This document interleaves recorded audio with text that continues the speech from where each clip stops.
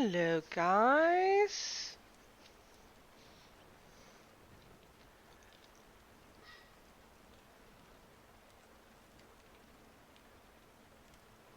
As you have guessed, there is maintenance today. It's Big Patch Day, but we don't care because we are gonna read today. And I'm sorry if I sound like I'm having a cold. I don't. It's a reaction to we gotten a kitten.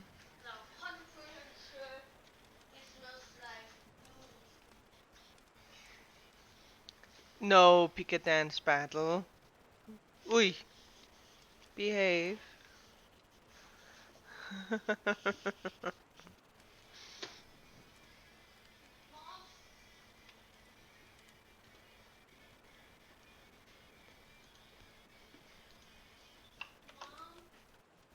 Mhm.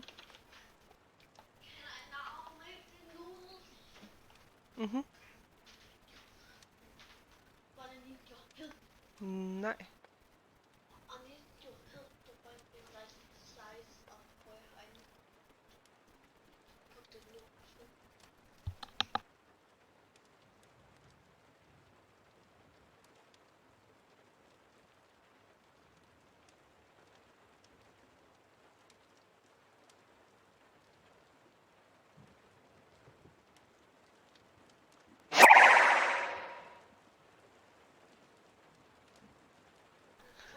Jay coming in with a tier 1 sub. Thank you so much, sweetie.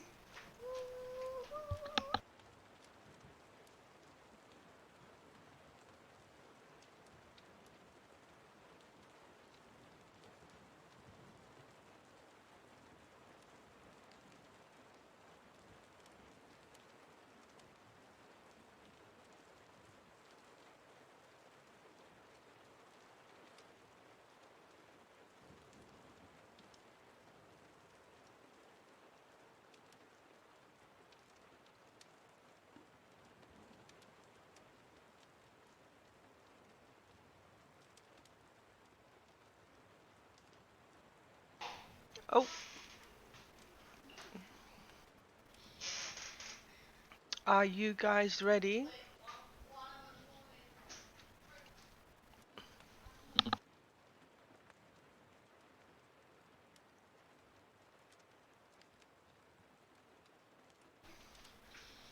Are you guys ready?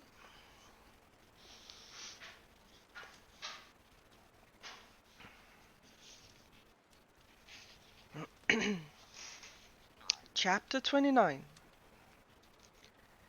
At their test the next afternoon, Selina stood in the training hall with her arms crossed, watching Kane spar with Grave. Kane knew who she was. All of her simpering and pretending and holding back had been for nothing. It had amused him. She clenched her jaw as Kane and Grave flew across the sparring ring, swords clanging. The test was fairly simple. They were each given a sparring partner, and if they won their duel, they needed not worry about being eliminated.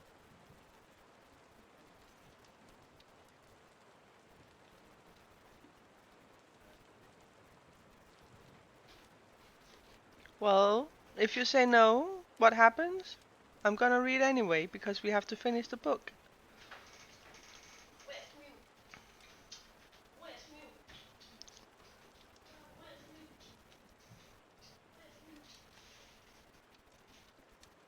The losers, however, would face judgment by Brolo. Whoever had performed the worst would be sent packing. To his credit, Grave held up well against Kane, even though she saw how his knees trembled from the effort. Knox, standing beside her, hissed at Kane, showing, shoved into Grave, and sent him staggering back. Kane smiled throughout the entire thing, barely panting. Selina clenched her hands into fists, pushing them hard against her ribs. In a flash of steel, Cain had his blade at Graves' throat, and the pock-marked assassin bared his rotting teeth at him. "Excellent, Cain," Rollo said, clapping. Selina struggled to control her breathing. "Look out, Cain," Varen said from beside her. The curly-headed thief grinned at her. She hadn't been thrilled when it had been announced she was to spar against Varen, but at least it wasn't Nox. "Little lady wants a piece of you," Varen said. "Watch yourself, Varen," Nox warned, his gray eyes burning. "What?" Varen said. Now the other champions and everyone else were turning to them. Pelor, who had been lingering nearby, retreated a few steps. "Smart move." "Defending her, are you?" Varen taunted. "Is that the bargain? She opens her legs and you keep an eye on her during practice?" "Shut your mouth, you damn pig!" Selina snapped. Cale and Dorian pushed off from where they both leaned against the wall, coming closer to the ring. "What?" Varen said, nearing her.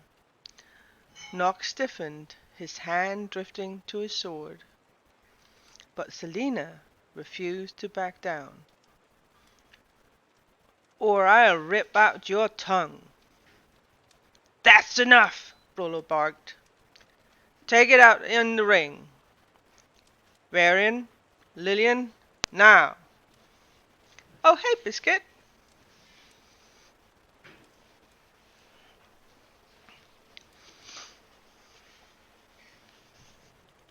Varian gave her a snake-like smile, and Cain clapped him on the back as he entered the chalk X circle, drawing his sword.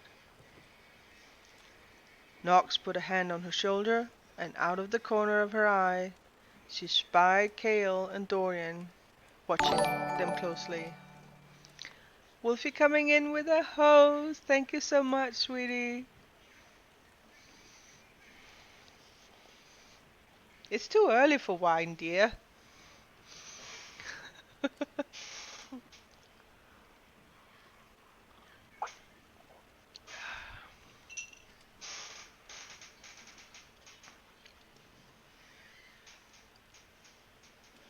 She ignored them.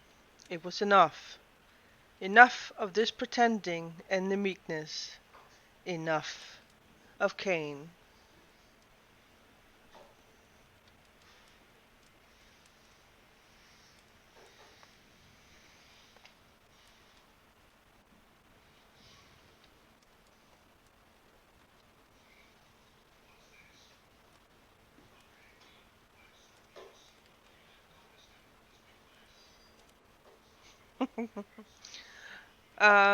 I want to warn you guys, if I suddenly disappear,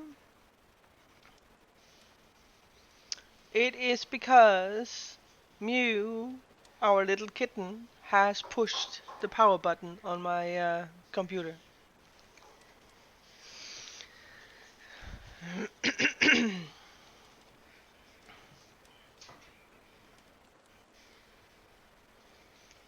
She already did this just before I started streaming.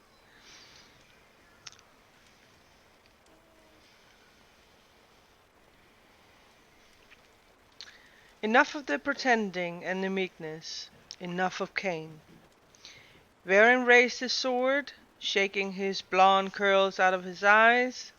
"Let's see what you got." She stalked towards him, keeping her sword sheathed at her side. Varen's grin widened as he lifted his blade. He swung, but Selina struck, ramming her fist into his arm.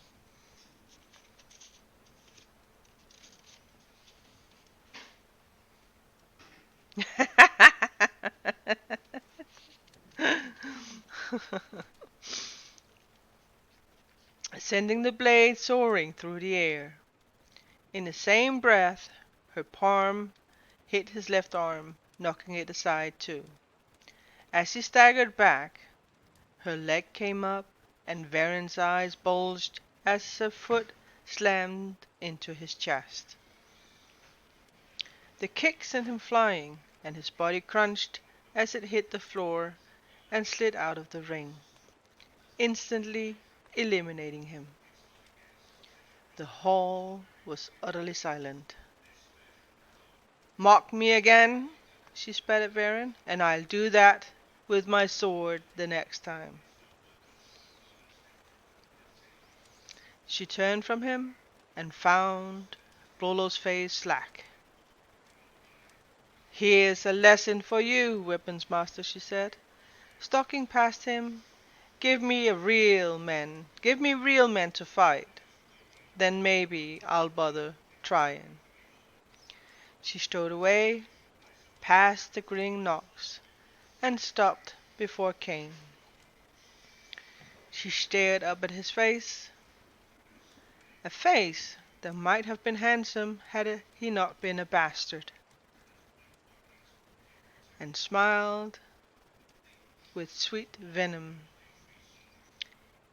"Here I am," she said, squaring her shoulders. "Just a little lapdog." Cain's black eyes gleamed. "All I hear is yapping." Her hand itched towards her sword, but she kept it at her side. "Let's see if you still hear yapping when I win this competition."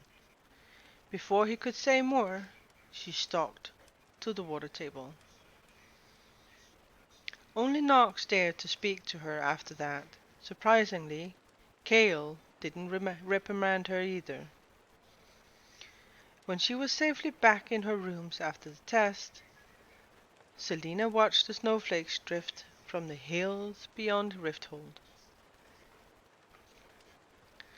They swept toward her, harbinger of the storm that was to come. The late afternoon sun, trapped beneath a wall of pewter, stained the clouds a yellowish gray, making the sky unusually bright. It felt surreal, as if the horizon had disappeared beyond the hills. She was stranded in a world of glass. Selena left the window, but stopped before the tapestry and its depiction of Queen Elena. She had often wished for adventure, for old spells and wicked kings. But she hadn't realized it would be like this. Woo, for fuck's sake, Mark. My boy just scared the crap out of me. Scared him. Mor, kan Margarina her op og hente mig? Ja, Hvornår kommer hun? det gør hun om 2 timer. 2 timer! Så, afsted.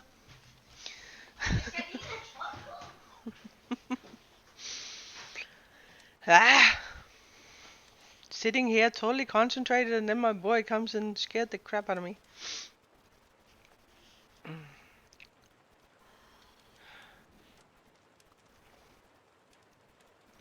But she hadn't realized it would be like this.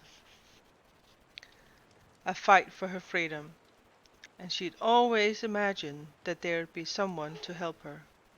A loyal friend, or a one-armed soldier, or something. She hadn't imagined she would be so alone. She wished Sam were here with her. He'd always known what to do, always had her back, whether she wanted him to or not. She would give everything. And sorry, that was the English word, very, very, very, very, very hard to speak. She would give anything in the world, to have him still with her. Her eyes burned, and Selena put a hand to the amulet. The metal was warm beneath her fingers, comforting somehow. She took a step back from the tapestry to better study the entire scope of it.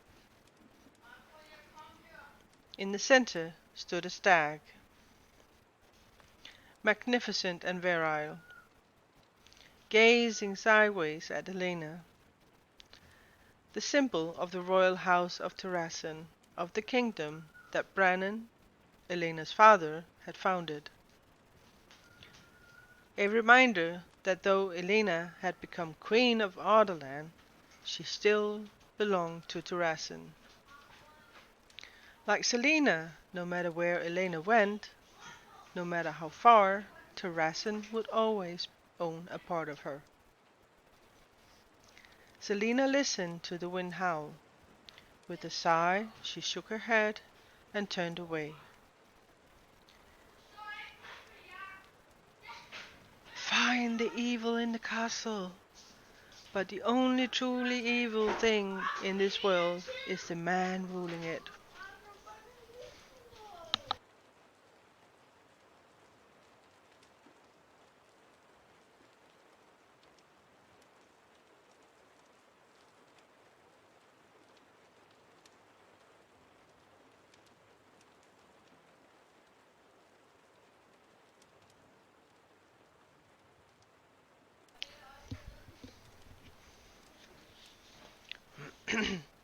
Across the castle, Caltaine Rompier clapped slightly as a troop of acrobats finished their tumbling. The performance had stopped at last. She didn't feel inclined to watch peasants bouncing about in bright colors for hours, but Queen Georgina enjoyed it. It had invited her to sit beside the throne today. It was an honor.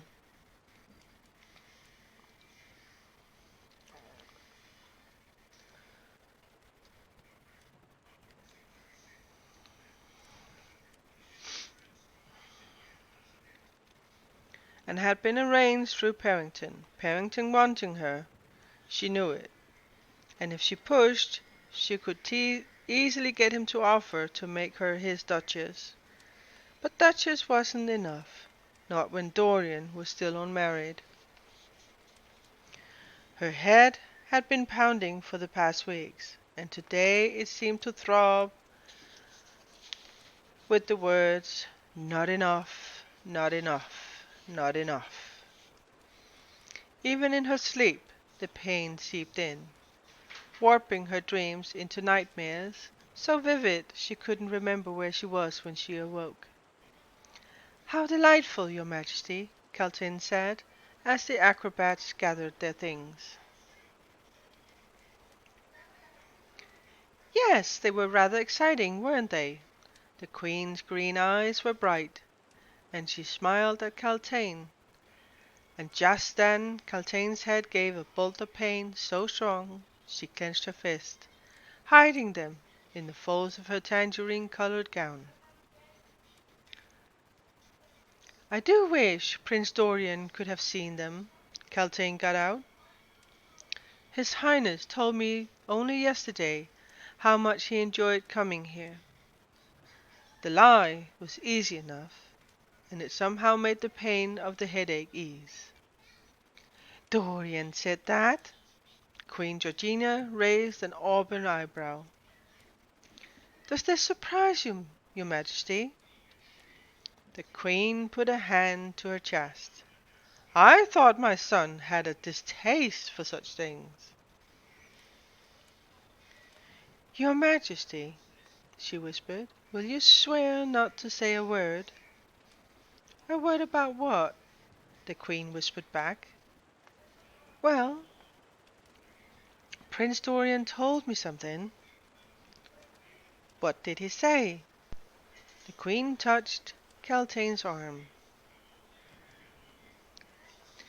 "He said that the reason he doesn't come to court so often is because he's rather shy."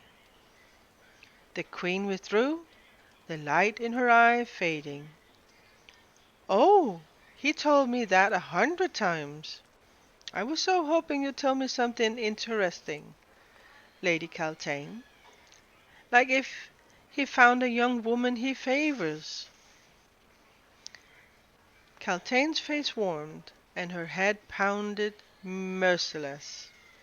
She wished for her pipe, but hours remained of this court session, and it wouldn't be proper to leave until Georgina departed. I heard, said the Queen under her breath, that there's a young lady, but no one knows who. Or at least, when they hear her name, it's nothing familiar. Do you know her? No, your Majesty. Caltaine fought to keep the frustration from her face. What a pity. I had hoped that you, of all people, would know. You're such a clever girl, Caltaine. Thank you, your Majesty. You're too kind. Nonsense. I am an excellent judge of character. I knew how extraordinary you were the moment you entered the court. Only you are suitable for a man of Parrington's prowess. What a pity you didn't meet my Dorian first. Not enough, not enough, the pain sang. This was her time. Even if I had, Caltaine chuckled, your Majesty surely would not have approved. I'm far too lowly for the attention of your son. Your beauty and wealth compensate for it. Thank you, your Majesty. Caltaine's heart pounded quickly. If the Queen approved of her, Caltaine could scarcely think, as the Queen nestled into her throne, then clapped her hands twice. The music began. Caltaine didn't hear it. Parrington had given her the shoes. Now was her time to dance.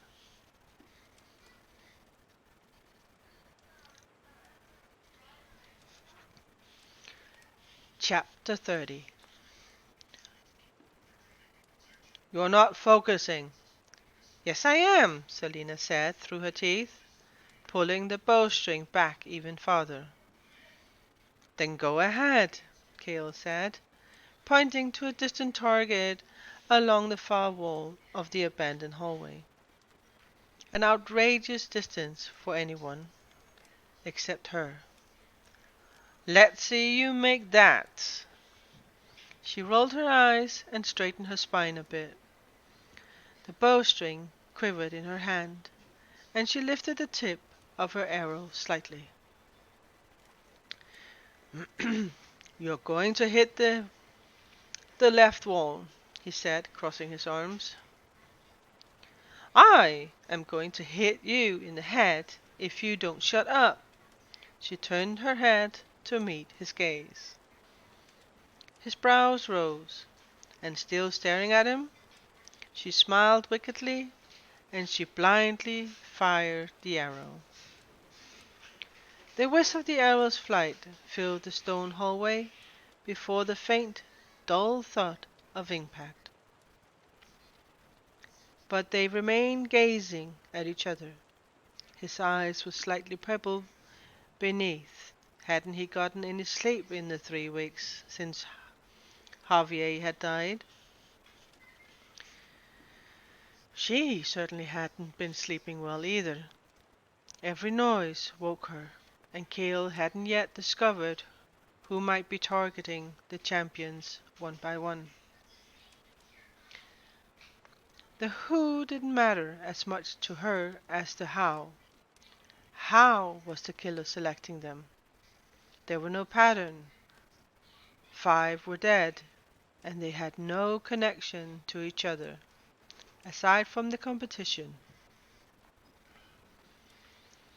She hadn't been able to see another crime scene to determine if weird marks had been painted in blood there as well. Selina sighed, rolling her shoulders. Kane knows who I am, she said quietly, lowering her bow. His face remained blank. How? Parrington told him, and Kane told me. When? She'd never seen him look so serious. It made something within her strain. A few days ago, she lied. It had been weeks since their confrontation. I was in the garden with Nehemia, with my guards, don't worry, and he approached us. He knows all about me, and knows that I hold back when we're with the other champions. Did he lead you to believe that the other champions know about you? No, she said. I don't think they do. Knox doesn't have a clue. Cale put a hand on the hilt of his sword. It's going to be fine. The element of surprise is gone, that's all. You'll still beat Kane in the duels. She half smiled. You know, it's starting to sound like you actually believe in me. You better be careful. He began to say something, but running footsteps sounded from around the corner, and he paused. Two guards skidded to a stop and saluted them. Cale gave them a moment to collect their breath before he said, Yes?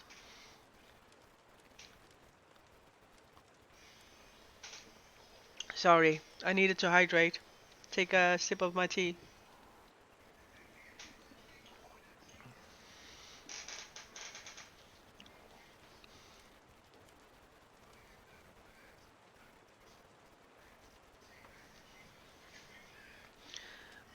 One of the guards, an aging man with thinning hair, saluted a second time and said, Captain, you're needed. Though his features remained neutral, Cale's shoulders stiffened, and his chin rose a bit higher. What is it? He said, a bit too quickly to pass for unconcerned. You're back? Did you miss something interesting? Well, the Queen approved of Caltaine to be Dorian's, what you call it, wife. There have been, Selena had not held back on the last competition,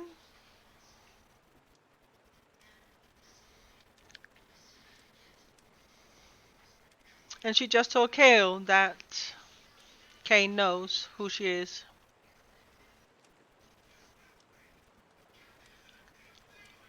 Another body, replied the guard, in the servants' passage.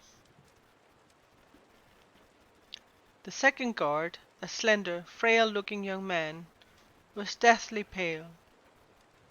You saw the body? Selina asked him. The guard nodded. How fresh. Cale gave her a sharp look. The guard said, They think it's from last night, from the way the blood's half dried. Cale's eyes were unfocused, thinking. He was figuring out what to do. He straightened. You want to prove how good you are? He asked her. She put her hands on her hips. Do I even need to? He motioned the guards to lead the way. Come with me, he said. Over his shoulder, and despite the body, she smiled a bit and followed him. As they departed, Selina looked back at the target. Cale had been right. She missed the center by 6 inches to the left. Thankfully, someone had created some semblance of order before they arrived. Even still, Cale had to push his way through a crowd of gathering guards and servants, Selina keeping close behind him.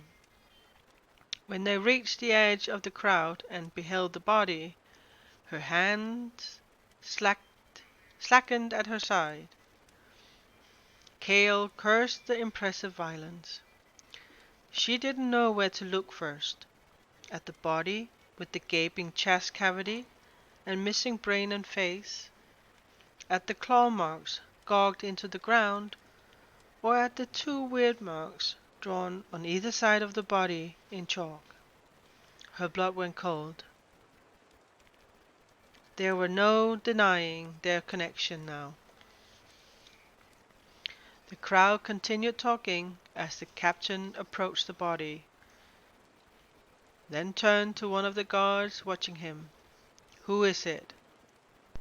"Varin," Selina said, before the guard could reply. She'd recognized Varin's curly hair anywhere. Varin had been at the head of the pack since the competition started. Whatever had killed him? "What kind of animal make scratches like those?" she asked Cale, but didn't need to hear his reply to know that his guess was as good as hers. The claw marks were deep, a quarter of an inch at least. She crouched beside one and ran her finger along the interior edge. It was jagged, but cut clean into the stone floor. Her brows nodding, she scanned the other claw marks. "There's no blood in these claw marks," she said, twisting her head to look over her shoulder at Cale. He knelt beside her as she pointed to them. "They are clean." "Which means?" She frowned, fighting the chill that ran down her arms. "Whatever did this sharpened its nails before it got at him." "And why is that important?" She stood looking up and down the hallway, then squatted again. "It means this thing had time to do that before it attacked him. It could have done it while lying in wait." She shook her head. "Those torches along the wall are almost burnt to stubs. There aren't any signs of them being extinguished before they attack. There are no traces of sooty water. If Varin died last night, then those torches were still burning when he died. And look at this hallway. The nearest doorway is 50 feet down, and the nearest corner is a bit farther than that. If those torches were burning, then Varin would have seen whatever it was long before he got to the spot. So why get near it?"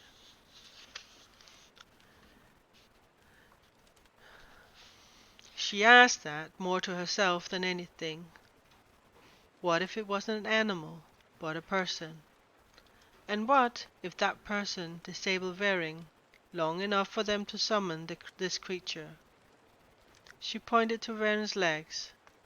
"Those are clean cuts around his ankles. His tendons were snapped by a knife to keep him from running."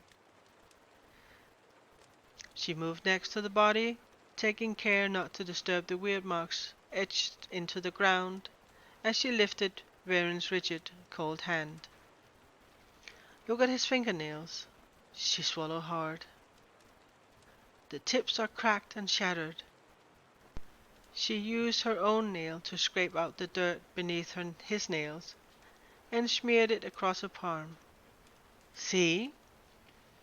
She held out her hand for Cale to observe. "Dust and bits of stone." She pulled aside Varin's arm, revealing faint lines in the stone beneath. Fingernail marks. He was desperate to get away, to drag himself by his fingertips if necessary.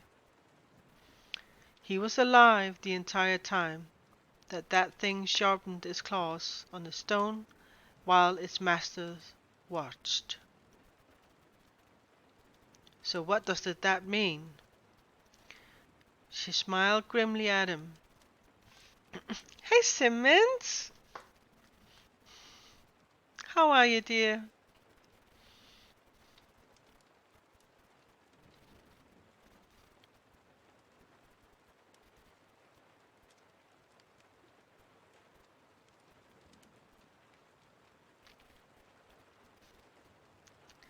You doing okay?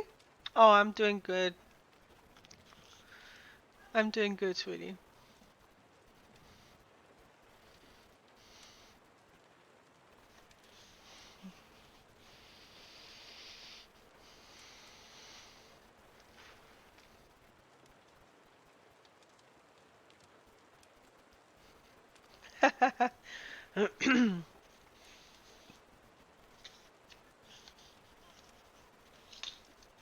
Yes, she is an investigator too.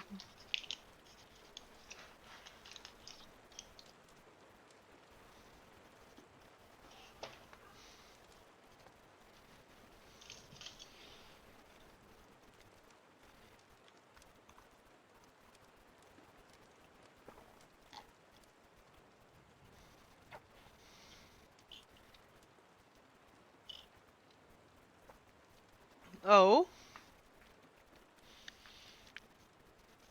did you quit all your groups then?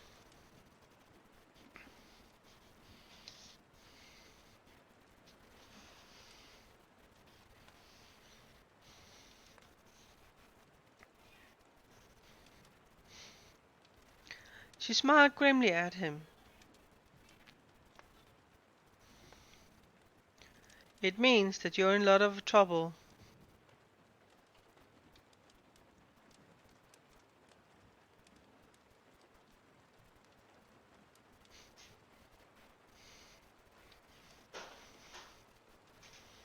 Oh,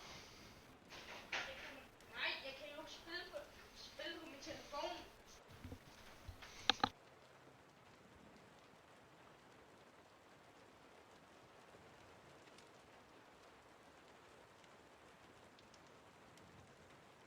Nej. Nå, det var tid. and as Chaos' face paled, Selena realized with a jolt that perhaps the champion's killer and Elena's mysterious evil force might be one and the same. Ah, okay. Seated at the dining table, Selena flipped through the book. Nothing, nothing, nothing. She scanned page after page for any sign of the two weird marks that had been drawn beside Varen's body. There had to be a connection. She stopped as a map of Irelair appeared. Maps had always interested her. There was something bewitching in knowing one's precise location in relation to others on the earth. She gently traced her finger along the eastern coast. She began in the south, at Benjali, the Elway capital, then went up, curving and snaking, all the way to Rifthold. Her finger then traveled through Mere, then north and inland to Orinth, then back to the sea, to the Surian coast, Surian, and finally to the very tip of the continent and the North Sea beyond. She stared at Orinth, the city of light and learning, the pearl of Aeolea and capital of Terrassen, her birthplace. Selena slammed shut the book. Glancing around her room, the assassin let out a long sigh. When she managed to sleep, her dreams were haunted by ancient battles, by swords with eyes, by weird marks that swirled around her head, and blinded her with her bright colors. She could see the gleaming armor of Fae and mortal warriors, hear the clash of shields, and the snarl of vicious beasts, and smelled blood and rotting corpses all around her. Carnage trailed in her wake.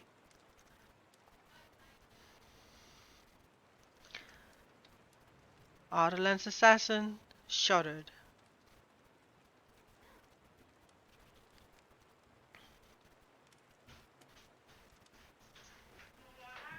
Well, if it was kind of ancient evil, then why there weren't these kinds of murders before in the castle? Well, there may have been before. Jeg skal have internetforbindelse.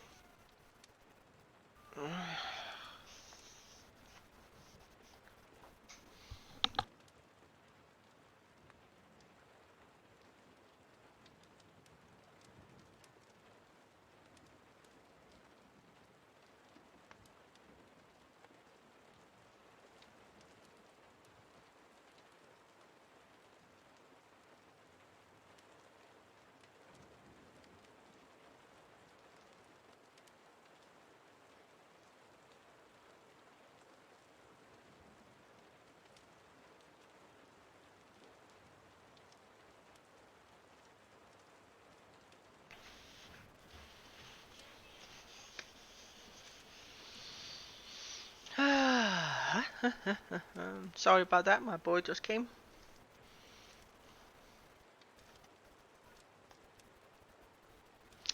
Oh, good. I hope you'll still be awake, the Crown Prince said, and Selina jumped from her seat to find Dorian approaching. He looked tired and a bit ruffled. She opened her mouth, then shook her head. What are you doing here? It's almost midnight, and I've got a test tomorrow.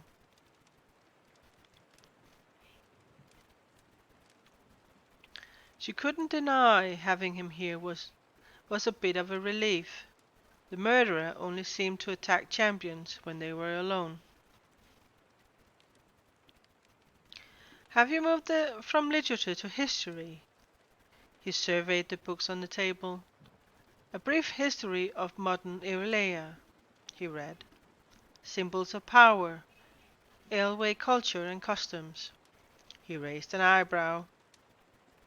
I read what I like. He slid into the seat beside her, his leg brushing hers. Is there a connection between all of these? No. It wasn't quite a lie, though she had hoped for all of them to contain something about Weirdmogs, or what they meant beside a corpse. I assume you heard about Verin's death? Of course, he said, a dark expression crossing his handsome face. She was all too aware of how close his leg was, but she couldn't bring herself to shift away. And you are not all concerned that so many champions have been brutally murdered at the hands of someone's feral beast? Dorian leaned in, his eyes fixed on hers. All of those murders occurred in dark, isolated hallways. You are never without guards, and your chambers are well watched.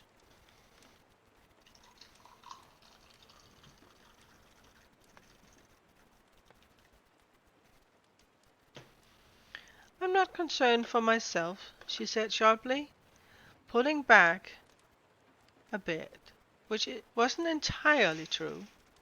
I just think it reflects poorly on your esteemed father to have all of this going on.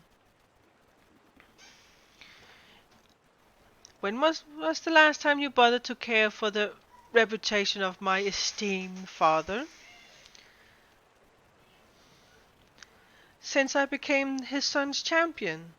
So perhaps you ought to devote some additional resources to solving these murders before I win the absurd competition just because I'm the last one left alive. Any more demands? He asked, still close enough for her lips to graze his if she dared. I'll let you know if I think of any." Their eyes locked. A slow smile spread across her face. What sort of a man was the Crown Prince? Though she didn't want to admit it, it was nice to have someone around, even if he was a Haviliad. She pushed claw marks and brainless corpses from her thoughts. Why are you so disheveled? Has Caltaine been clawing at you? Caltaine? Thankfully not recently, but what a miserable day it was. The pups are mutts and... He put his head in his hands. Pups? One of my bitches gave birth to a litter of mongrels. Before they were too young to tell, but now... Well, I hope for purebreds. Are we speaking of dogs or of women? Which would you prefer? He gave her an impish grin. Oh, hush up, she hissed, and he chuckled. Why, might I ask, are you so disheveled? His face faltered. Cale told me he took you to see the body. I hope it wasn't too harrowing. Not at all. It's just that I haven't slept well. Me neither, he admitted. He straightened. Will you play the pianoforte for me? Selina tapped her foot on the floor, wondering how he had moved on to such a different subject. Of course not. You played beautifully, he said. If I had known someone was spying on me, I wouldn't have played at all. Do you know how long maintenance usually lasts for? Well, roughly 4 hours.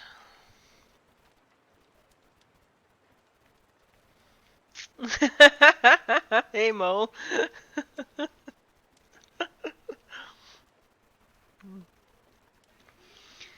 uh,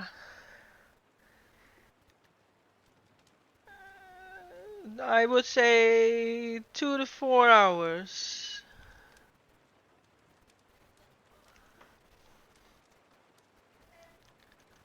Left. Uh-oh.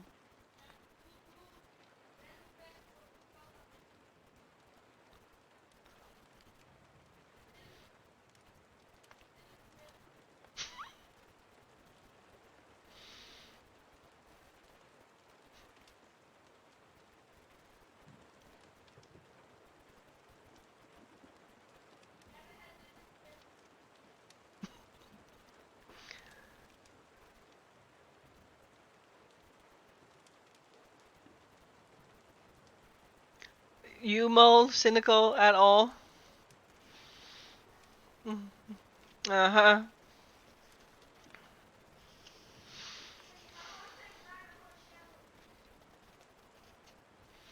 Yeah, I wouldn't expect to be able to play today. Patch day is normally a non-play day.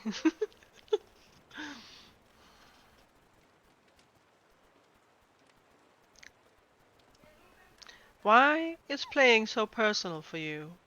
He leaned back in his chair. I can't hear or play music without. Never mind. No, tell me what you were going to say. Nothing interesting, she said, stacking the books. Does it stir up memories? She eyed him, searching for any sign of mockery. Sometimes. Memories of your parents? He reached to help her stack the remaining books. Selina stood suddenly. Don't ask such stupid questions. I'm sorry if I pried, he said. She didn't respond. The door in her mind that she kept locked at all times had been cracked open by the question, and now she tried frantically to close it. Seeing his face, seeing him so near to her, the door shut and she turned the key. Hello, Mr. Nermy?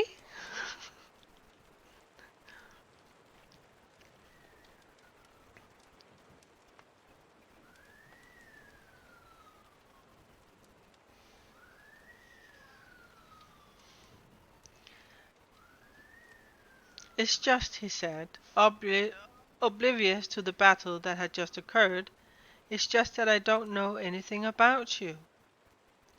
I'm an assassin, her heartbeat calmed. That's all there is to know. Yes, he said with a sigh, but why is it so wrong for me to want to know more? Like how you became an assassin, and what things were like for you before that. It's not interesting.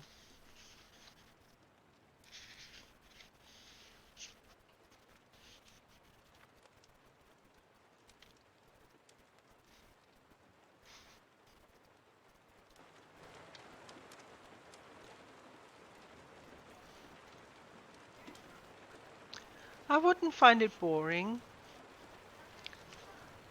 She didn't say anything. Please, one question, and I promise nothing too sensitive.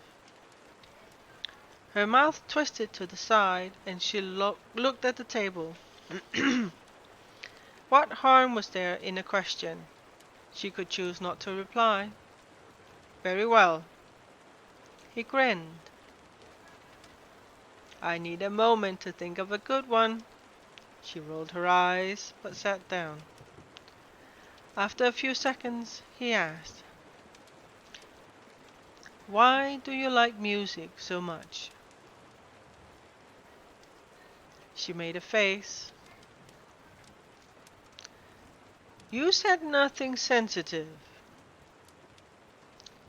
Is it that prying? How different is that from asking why do you like to read? No, no, that question is fine. She let out a long breath through her nose and stared at the table. I like music, she said slowly, because when I hear it, I I lose myself within myself, if that makes sense.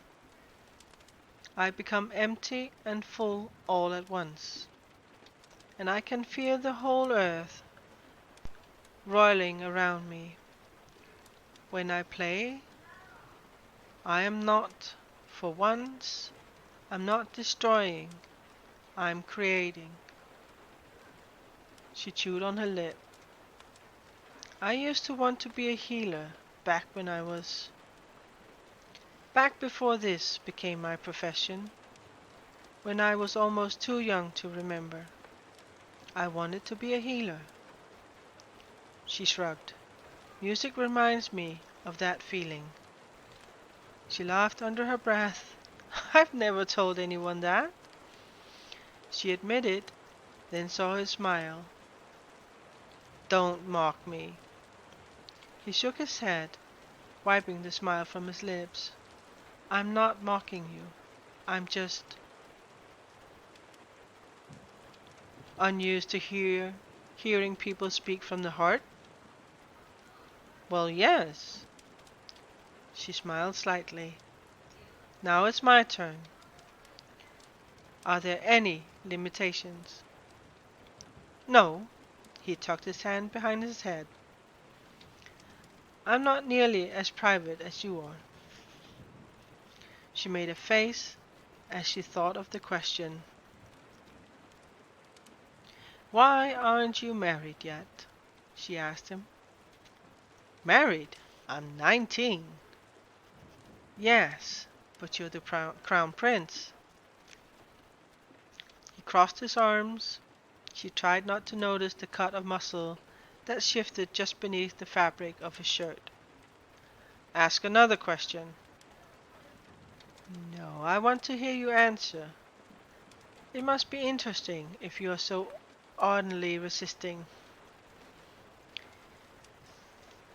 He looked at the window and the snow that swirled beyond. I'm not married, he said softly, because I can't stomach the idea of marrying a woman inferior to me in mind and spirit. It would mean the death of my soul. Marriage is a legal contract. It's not a sacred thing.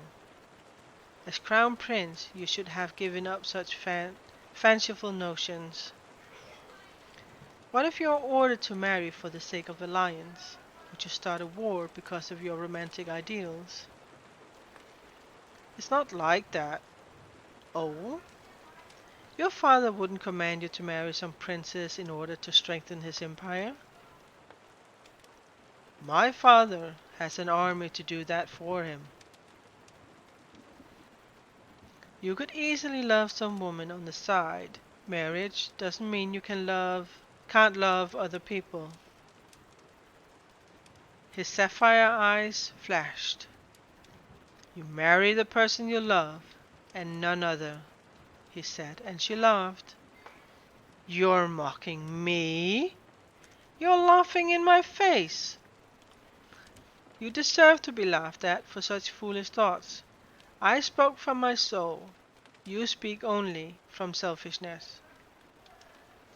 You're remarkable, I can't even say that, remarkably judgmental.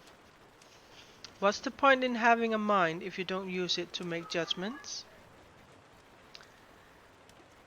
What's the point in having a heart if you don't use it to spare others from the harsh judgment of your mind?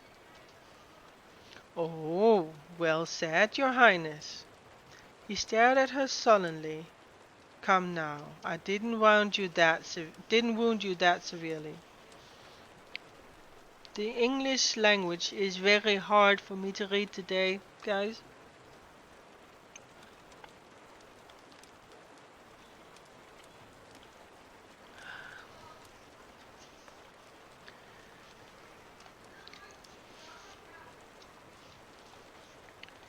You've attempted to ruin my dreams and ideals. I get enough from my mother as it is. You're just being cruel.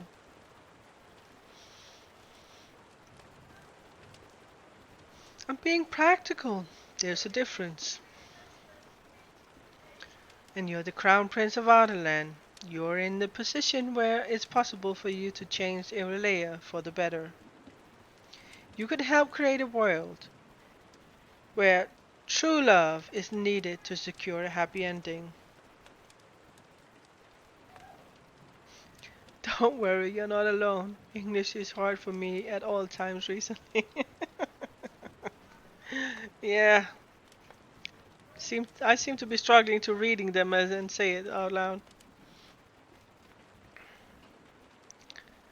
And what sort of world would I need to create for that to happen? A world where men govern themselves? You speak of anarchy and treason. I do not speak of anarchy. Call me a traitor all you like. I've been convicted as an assassin already. He sidled closer to her, and his fingers brushed hers, calloused, warm and hard.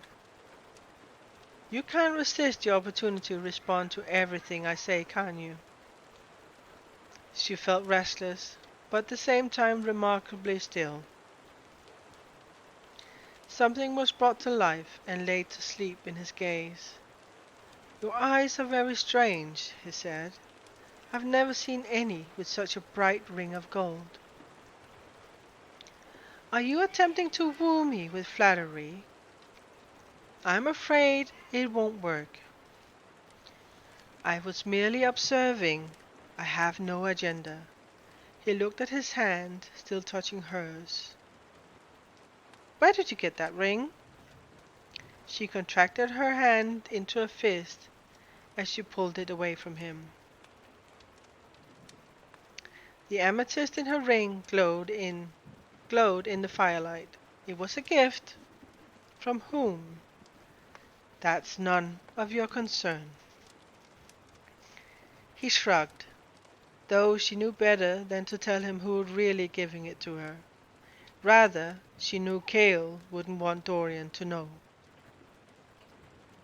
I'd like to know who's been giving rings to my champion. The way the collar of his black jacket lay across his neck made her unable to sit still. She wanted to touch him, to trace the line between his tan skin and the golden lining of the fabric.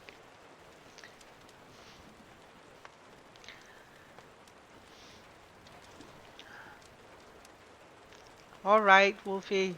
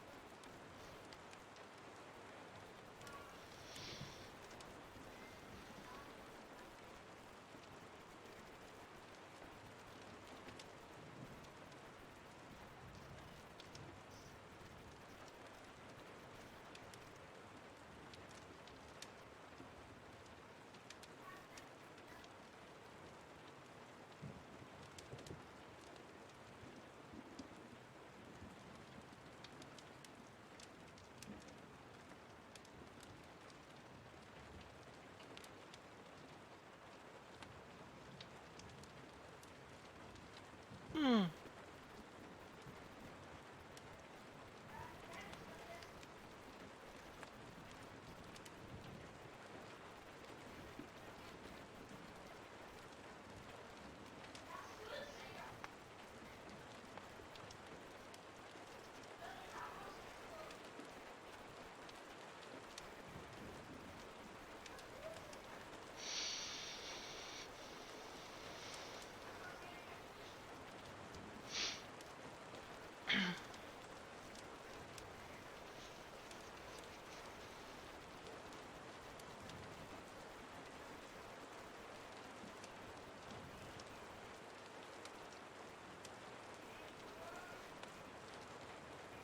Are you guys remembering to drink as well?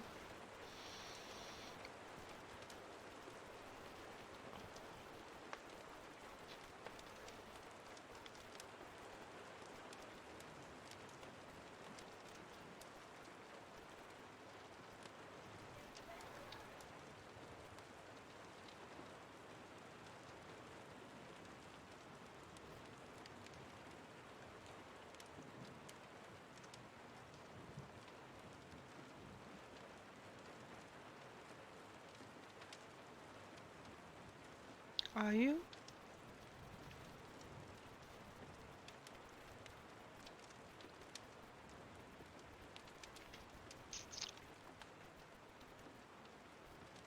That's good.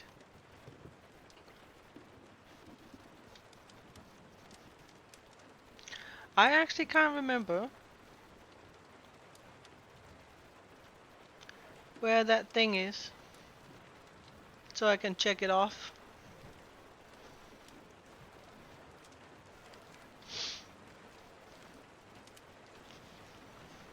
Gotta remember.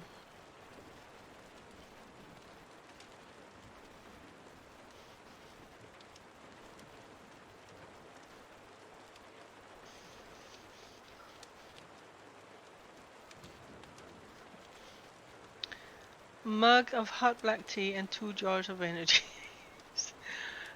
I think you should stop with the energies.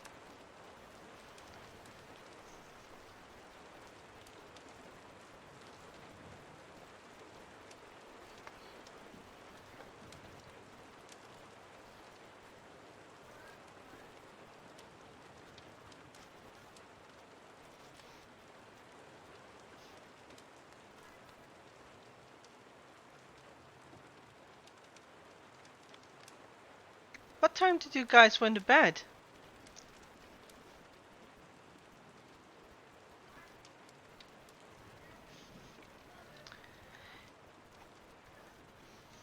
Billiards, she asked, rising to her feet. I could use another lesson. Selina didn't wait for his answer as she strode towards the gaming room. Yes, I agree, Wolfie.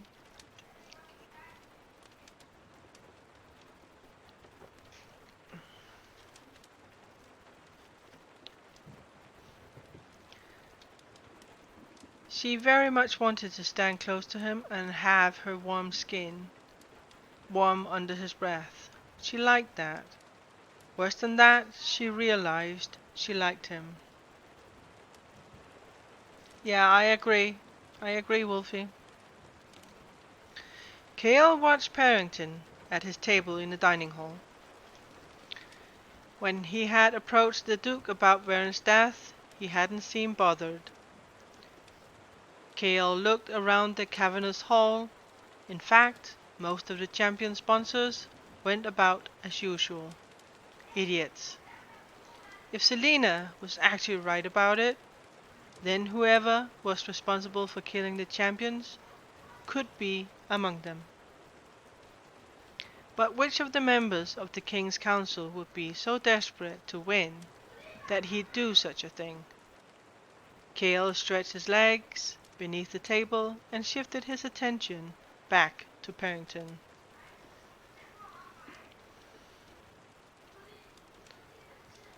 Uh-huh, Ginge.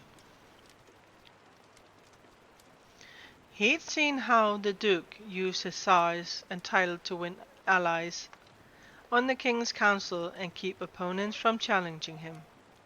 But it wasn't his maneuvering that had captured the interest of the captain of the guard tonight. Rather, it was the moments between the grins and laughter when a shadow passed across the Duke's face. It wasn't an expression of anger or disgust, but a shade that clouded his eyes. It was so strange that when Cale had first seen it, he extended his dinner just to see if it happened again. A few moments later it did.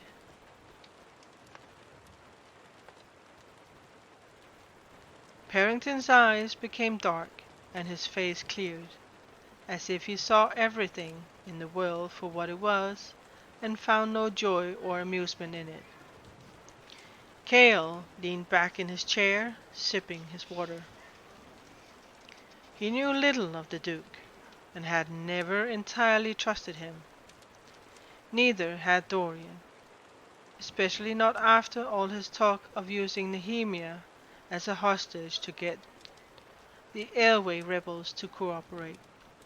But the Duke was the king's most trusted adviser, and had offered no cause for mistrust other than a fierce belief in Ardalan's right to do conquest. Caltaine Rompier sat a few chairs away. Cale's brows rose slightly. Her eyes was upon Parrington as well, filled not with the longing of a beloved, but with cold contemplation. Cale stretched again, lifting his arms over his head.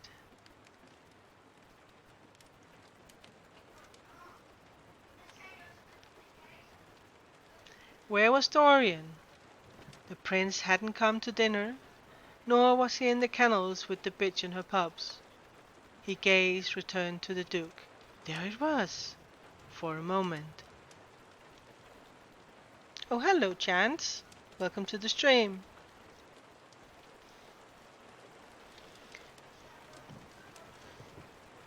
Yes, this is Book Reading Monday. We are reading Throne of Glass while we have the ESO servers downtime.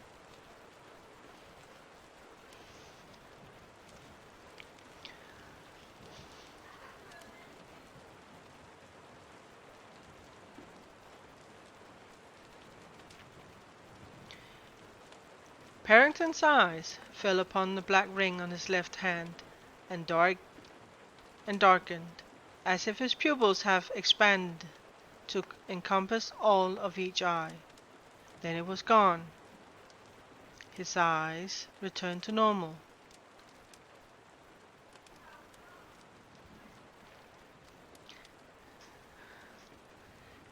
Kale looked to Caltaine. Had she noticed the odd change? No, her face remained the same. There was no bewilderment, no surprise. Throne of Glass is a book by Sarah J. Maas. It is a book of assassin and of an assassin that is becoming a champion of the king that has to be in a competition um, and has now been kind of ordered by the ancient Fae to save the world and kill the evil within.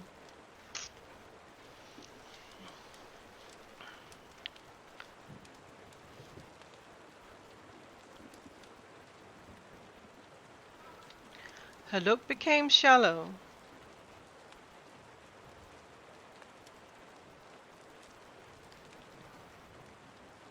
Everybody be reading her, I swear. Well, to be honest, I have a feeling that people would rather listen to me reading it than reading it themselves. Ah, no, her face remained the same. There was no bewilderment, no surprise. Her look became shallow, as if she were mere interested in how his jacket might complement her dress.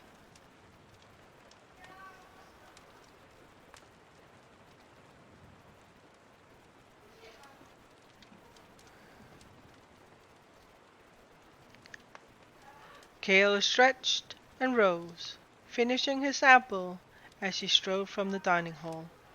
Strange as it was, he had enough to worry about.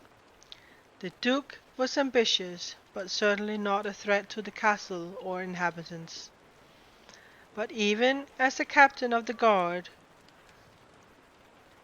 walked to his room, he couldn't shake the feeling that Duke Parrington had been watching him too.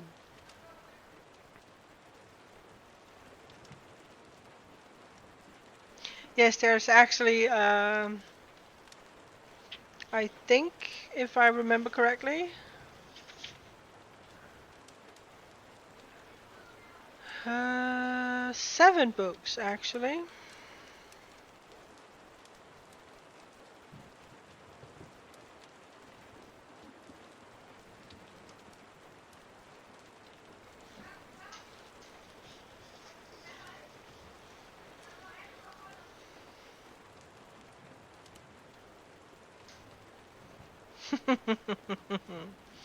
Thank you, Jay.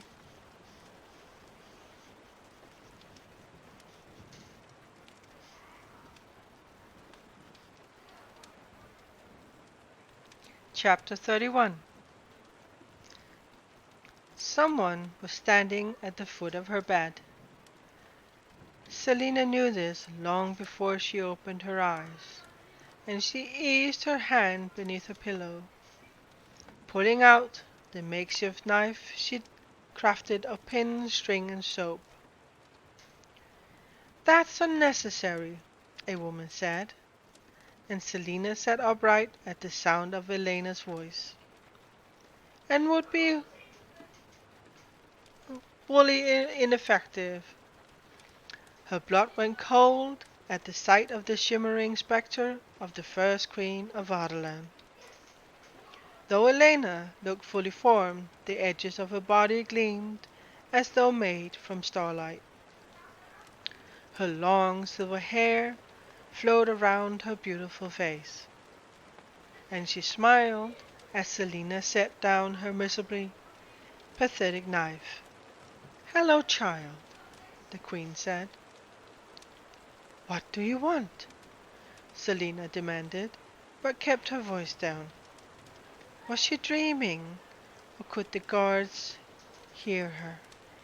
She tensed, her legs preparing to leap from the bed, perhaps towards the balcony, since Elena stood between her and the door.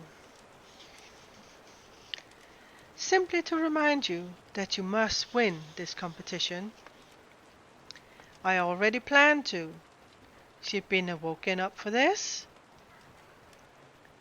and it's not for you," she said coldly. "I'm doing it for my freedom." "Do you have anything useful to say, or are you just here to bother me? Or maybe you could just tell me more about this evil thing that's haunting the champions down one by one." Elena sighed, lifting her eyes to the ceiling. "I know as little as you." When Selina's frown didn't disappear, Elena said, "You don't trust me yet, I understand, but you and I are on the same side, whether you allow yourself to believe it or not." She lowered her gaze to the assassin, pinning her with the intensity of it. "I came here to warn you to keep an eye on your right." "Excuse me?" Selina cocked her head. "What does that mean?" "Look to your right. You'll find the answers there." Selina looked to her right, but all she saw was the tapestry that concealed the tomb. She opened her mouth to snap a response, but when she looked back at Elena, the Queen was gone. At her test the next day, Selina studied the small table before her and all the goblets it contained. It had been over 2 weeks since Samhain, and while she passed yet another test, knife throwing, to her relief, another champion had been found dead just 2 days ago. To say she was getting little sleep these days was an underestimate.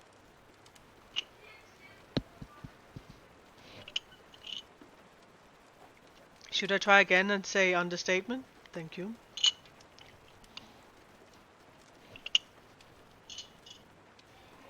When she wasn't searching for an indication of what the weird marks around the corpses had meant, she spent most of the night wide awake, watching her windows and doors, listening for the scrape of claw on stone. The royal guards outside her rooms didn't help. If this beast was capable of gouging marble, it could take down a few men. Brolo stood at the front of the sparring hall, his hand clasped behind his back,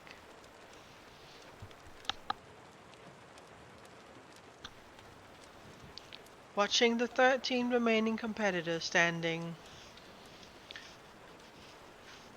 at 13 individual tables. He glanced at the clock. Selina looked at it too. She had 5 minutes left. 5 minutes during which she not only had to identify the poisons in 7 goblets, but arrange them in the order of the most benign to the deadliest.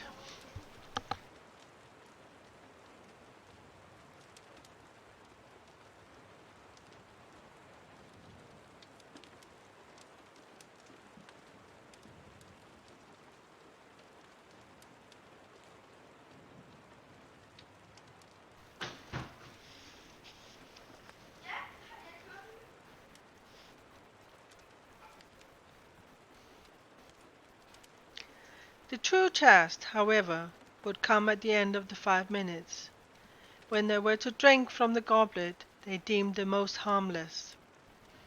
If they got the answer wrong, even with antidotes on hand, it would be unpleasant. Selina rolled her neck, and lifted one of the goblets to her nose, sniffing. Sweet. Too sweet. She swirled the dessert wine they used to conceal the sweetness, but in the bronze goblet it was difficult to see the color. She dipped her finger into the cup, studying the purple liquid as it dripped off her nail. Definitely belladonna. She looked at the other goblets she had identified. Hemlock, bloodroot, monkshoot, oleander. She shifted the goblets into order, squeezing in belladonna just before the goblet containing a lethal dose of oleander. 3 minutes left. Selina picked up the penultimate goblet and sniffed again. It didn't smell like anything. She shifted her face away from the table and sniffed the air, hoping to clear her nostrils. When trying perfumes, people sometimes lose their sense of smell after sniffing too many, which was why perfumers usually kept something on site to help clear the scent from the nose. She sniffed the goblet again and dunked her finger. It smelled like water, looked like water. Perhaps it was just water. She set down the glass and picked up the final goblet. But when she sniffed it, the wine inside didn't have any unusual smell. It seemed fine. She bit her lip and glanced at the clock. 2 minutes left. Some of the other champions were cursing under their breath. Whoever got the order most wrong went home.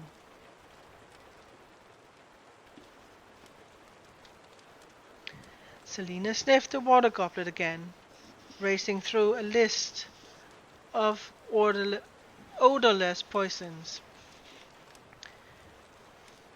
None of them could be combined with water, not without coloring it. She picked up the wine goblet, swirling the liquid. Wine could conceal any number of advanced poisons, but which one was it? At the table to the left of her, Knox ran his hand through his dark hair. He had 3 goblets in front of him, the other 4 in line behind him. 90 seconds left. Poisons, poisons, poisons. Her mouth went dry. If she lost, would Elena haunt her from spite? Selina glanced to the right to find Pelor, the gangly young assassin, watching her. He was down to the same 2 goblets that she struggled with, and she watched as he put the water glass at the very end of the spectrum, the most poisonous, and the wine glass at the other. His eyes flicked to hers as his chin drooped in barely detectable nod. He put his hand in his pocket. He was done. Selina turned to her own goblets before Bolu could catch her. Poisons. That's what Pelor had said during their first test. He was trained in poisons. She glanced at him sidelong. She stood to her right. Look to your right. You'll find the answers there. A chill went down her spine. Elena had been telling her the truth. Pelor stared at the clock, watching it count down the seconds until the test was over. But why help her? She moved the water glass to the end of the line and put the wine glass first. Because aside from her, Kane's favorite champion to torment was Pelor, and because when she'd been in Endovier, the allies she'd made hadn't been the darlings of the overseers, but the ones the overseers had hated the most. The outsiders looked out for each other. None of the other champions had bothered to pay attention to Pelor, even Brullo, it seemed, had forgotten Pelor's claim that first day. If he'd known, he would never allowed them to do the task so publicly. Time's up.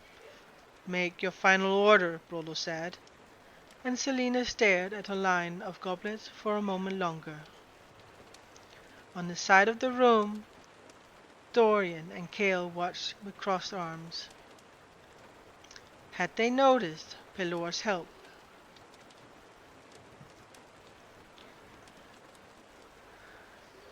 Nox cursed colorfully and showed him remaining glasses into the line, many of the competitors doing the same. Antidotes were on hand in case mistakes were made, and as Brollo began going through the tables, telling the champions to drink, he handed them out frequently. Most of them had assumed the wine with nothing in it was a trap and placed it toward the end of the spectrum. Even Knox wound up chugging a vial of antidote. He put monkshoot first. And Kane, to her delight, wound up going purple in the face after consuming belladonna. As he guzzled down the antidote, she wished Brollo had somehow run out. So far, no one had won the test. One champion drank the water and was on the ground before Brollo could hand him the antidote. Bloodbane, a horrible, painful poison.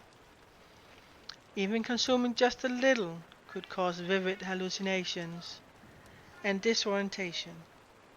Thankfully, the weapons master forced him to swallow the antidote, though the champion still had to be rushed to the castle infirmary.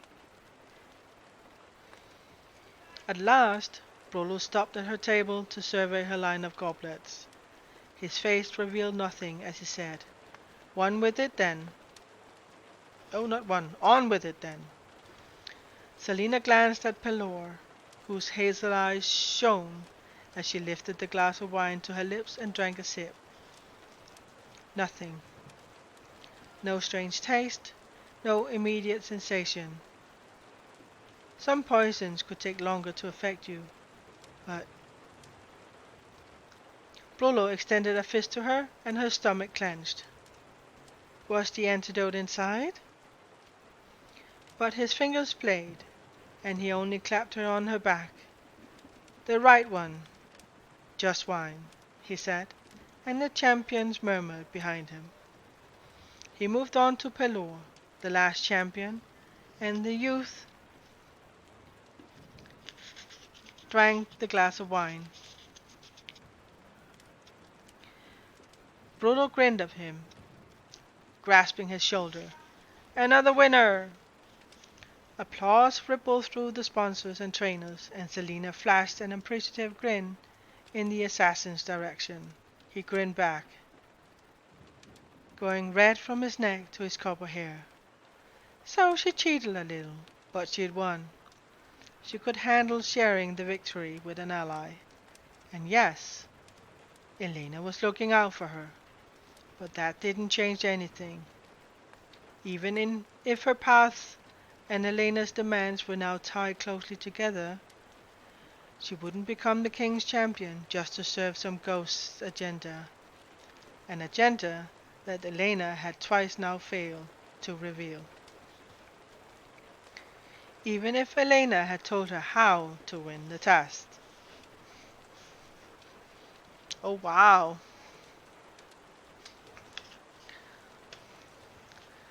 Here the ghost tell her how to win, and she still doesn't trust her, huh?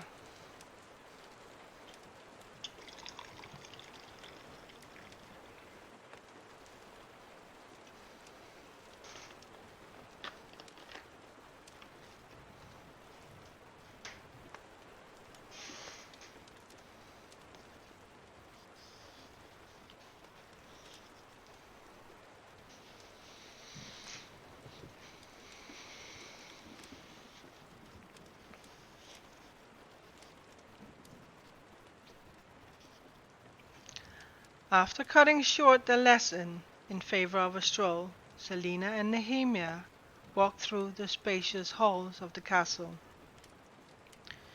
guards trailing behind them. Excuse me. Whatever Nehemia thought of the flock of guards that followed Selina everywhere, she didn't say anything.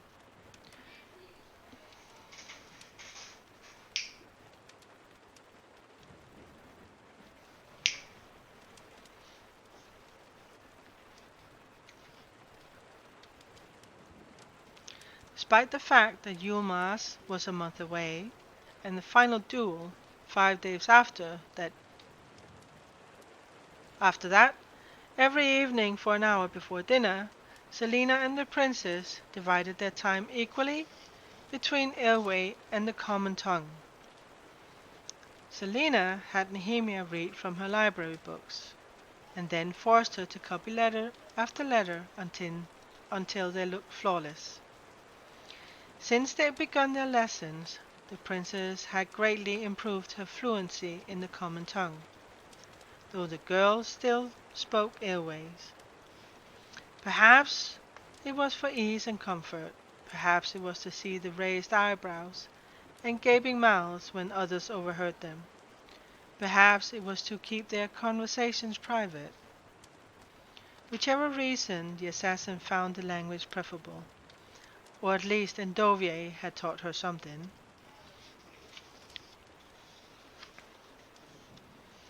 "You're quiet today," Nehemia said. "Is something the matter?" Selina smiled weakly. Something was the matter. She slept so poorly the previous night that she wished for dawn to arrive early. Another champion was dead, not to mention there was still the matter of Elena's commands. "I was up late, reading, it's all." Excuse me. They entered a part of the castle that Selina had never seen before. "I sense much worry you," Nehemia said suddenly, "and I hear much that you do not say. You never voice any of your troubles, though your eyes betray them." Was she so transparent? "We are friends," Nehemia said softly. "When you need me, I'll be there." Selina's throat tightened, and she put a hand on Nehemia's shoulder. Excuse me. "No one has called me friend in a long time," the assassin said. "I—" An inky black crept into the corner of her memory, and she struggled against it. "There are parts of me that I—" She heard it then, the sound that haunted her dreams. Hooves pounding, thunderous hooves. Selina shook her head, and the sound stopped. "Thank you, Nehemia," she said with sincerity. "You're a true friend." Her heart was raw and trembling, and the darkness faded. Nehemia suddenly groaned. "The Queen asked me to watch some acting troupe perform one of her favorite plays tonight. Will you go with me? I could use a translator." Selina frowned. "I'm afraid that you cannot go." Nehemia's voice was tinted with annoyance, and Selina gave her friend an apologetic, I can't even say it, apologetic look. "Oh my God! I need some English lessons, Ash."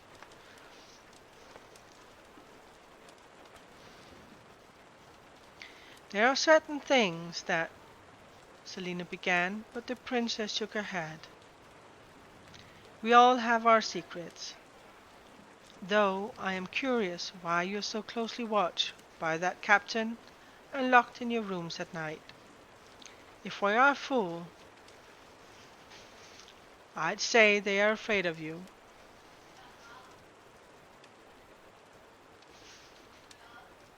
Mm.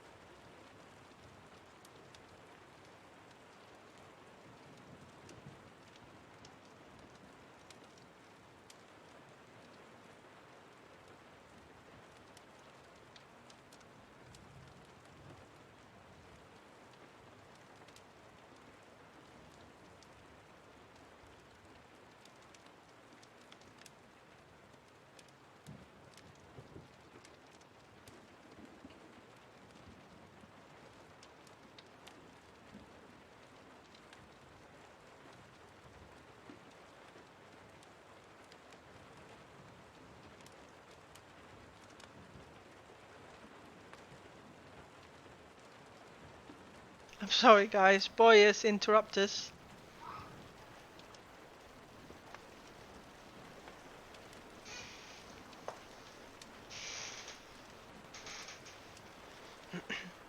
The assassin smiled. Men will always be silly about such things. She thought about what the princess had said, and worry slipped into her stomach. So, are you actually on good terms with the Queen of Ardalan?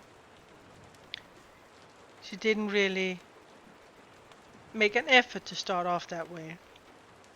The princess nodded, lifted her chin. You know that the situation between our countries isn't pleasant right now. While I might have been a little distant with Georgina at first, I realized that it might be in Elway's best interest if I make more of an effort. So I've been speaking with her for some weeks now, hoping to make her aware of how we might improve our relations. I think inviting me tonight is a sign that I might be making some progress. And Selena realized through Georgina, Nehemia would also get the king of Ardalan's ear. Selena bit her lip, but then quickly smiled. I'm sure your parents are pleased. They turned down they turned down a hall and the sound of barking dogs filled the air. Where are we? The kennels, Nehemia beamed. The prince showed me the pups yesterday, though I think he was just joking for an excuse to get out of his mother's court for a while. It had been bad enough they were walking together without Cale, but to enter the kennels... Are we allowed to be here? Nehemia straightened. I am Princess of Elway, she said. I can go wherever I please. Selena followed the princess through a large wooden door. Winkling her nose at the sudden smell, the assassin walked past cages and stalls filled with the dogs of many different breeds. Some were large that they came up to her hip, while others had legs the length of her hand with bodies as long as her arms. The breeds were all fascinating and beautiful, but the sleek hounds aroused awe within her breast. Their, their arched undersides and slender, long legs were full of grace and speed. They did not yap as the other dogs did, but sat perfectly still and watched her with dark, wise eyes. Are these all hunting dogs? Selena asked. But Nehemia had disappeared. She could hear her voice, and the voice of another, and then saw a hand extended from within a stall that beckoned Selena inside. The assassin hurried to the pen and looked down over the gate. Dorian Haviliard smiled at her as Nehemia took a seat. Why, hello, Lady Lillian, he purred, and set aside a brown and gold puppy. I didn't expect to see you here. Though with Nehemia's passion for hunting, I can't say I'm surprised she finally dragged you along. Selena stared at the four dogs. These are the mutts? Dorian picked one up and stroked its head. Pity, isn't it? I still can't resist their charm. Carefully watching, Nehemia laughed as two dogs leaped upon her and buried her beneath tongues and wagging tails. The assassin opened the pen door and slipped inside. Nehemia pointed to the corner. Is that dog sick? She asked. There was a fifth pup, a bit larger than the others, and his coat was a silvery gold that shimmered on the shadows. It opened its eyes as if it knew it was being spoken about, and watched them. It was a beautiful animal, and had Selina not known better, she would have thought it purebred. It's not sick, Dorian said. It just has a foul disposition. It won't come near anyone, human or canine.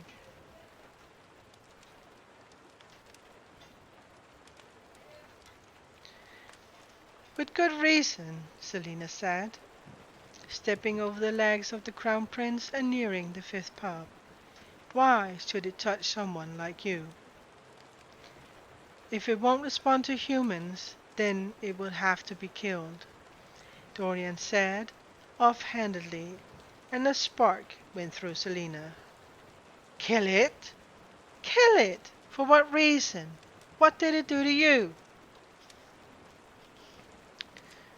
It won't make a suitable pet, which is what all of these dogs will become. So you'd kill it because it's of its temperament? It can't help being that way. She looked around. Where is its mother? Perhaps it needs her. Its mother only sees them to nurse and for a few hours socialization. I usually raise the dogs for racing and hunting, not for cuddling. It's cruel to keep it from its mother. The assassin reached into the shadow and scooped the puppy into her arms. She held it against her chest. I won't let you harm it. If its spirit is strange, Nehemia offered, it would be a burden. A burden to whom?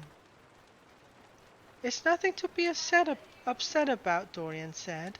Plenty of dogs are painlessly laid to rest each day.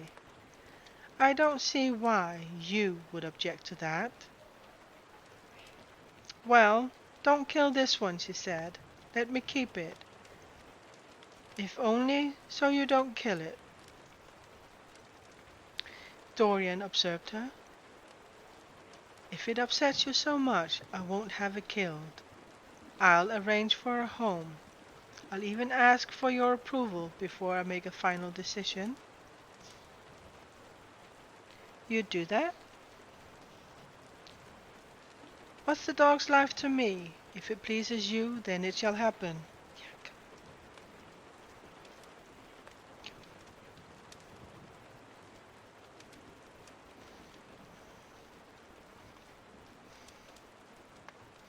Her face burned as she rose to his feet, standing close.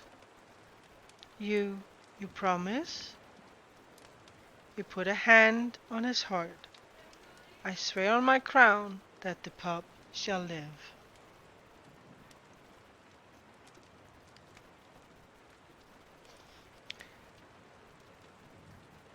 She was suddenly aware of how near to touching they were. Thank you. Nehemia watched them from the floor, her brows raised, until one of her personal guards appeared at the gate. It's time to go, princess, he said in Elway. You must dress for your evening with the queen. The princess stood, pushing past the bouncing puppies. Do you want to walk with me? Nehemia said in the common tongue to Selina. Selina nodded and opened the gate for them. Shutting the gate, she looked back at the Crown Prince. Well, aren't you coming with us? He slumped down into the pen, and the puppies immediately leaped on him. Perhaps I'll see you later tonight. If you're lucky, Selina purred and walked away. She smiled to herself as they strode through the castle. Eventually, Nehemia turned to her. Do you like him? Selina made a face. Of course not. Why would I? You converse easily. It seems as if you have a connection. A connection. Selina choked on the word. I just enjoy teasing him. It's not a crime if you consider him handsome. I'll admit I judged him wrong. I thought him to be a pompous, selfish idiot, but he's not so bad. He's a Haviliad. My mother was the daughter of a chief who sought to overthrow my grandfather. We are both silly. It's nothing. He seemed to take great interest in you. Selina's head whipped around. Her eyes fell, full of long-forgotten fury that made her belly ache and twist. I would sooner cut out my own heart than love a Haviliad, she snarled. They completed their walk in silence, and when they parted ways, Selina quickly wished Nehemia a pleasant evening before striding to her part of the castle. The few guards that followed her remained in a respectful distance away, a distance that grew greater each day. Based on Kale orders, night had recently fallen, and the sky remained a deep blue, staining the snow piled upon the panes of the window. She could easily walk right out of the castle, stuck up on supplies in Rifthold, and be on a ship to the south by morning. Selina stopped at a window, leaning in close to the panes. The guards stopped too, and said nothing as they waited. Yeah, I have a kitten here that is demanding cuddles. Yeah! From outside, seeping in, kissing her face. Would they expect her to go south? Perhaps going north would be the unexpected choice. No one went north in winter unless they had a death wish.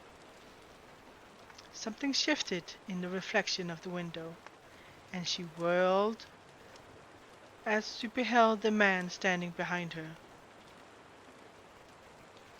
But Cain didn't smile at her. Not in that mocking way. Instead, he panted, his mouth opening and closing like a fish wrenched from water. His dark eyes were wide, and he had a hand around his enormous throat. Hopefully, he was choking to death. Is something wrong? She asked sweetly, leaning against the wall. He glanced from side to side at the guards at the window before his eyes snapped to hers. His grip on his throat tightened, as if to silence the words that fought to come out, and the ebony ring on his finger gleamed dully. Even though it should have been impossible, he seemed to have packed on an additional 10 pounds of muscle in the past few days. In fact, every time she saw him, Cain seemed bigger and bigger.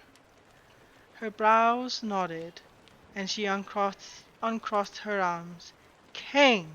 she said, but he took off down the hall like a jackrabbit, faster than he should have any ability to run. He peered a few times over his shoulder, not at her or the confused and murmuring guards, but at something beyond. Selina waited until the sound of his fleeing footsteps faded, then hurried back to her own rooms. She sent messages to Nox and Pelor, not explaining why, but just telling them to stay in their chambers that night, and not to open the door for anyone.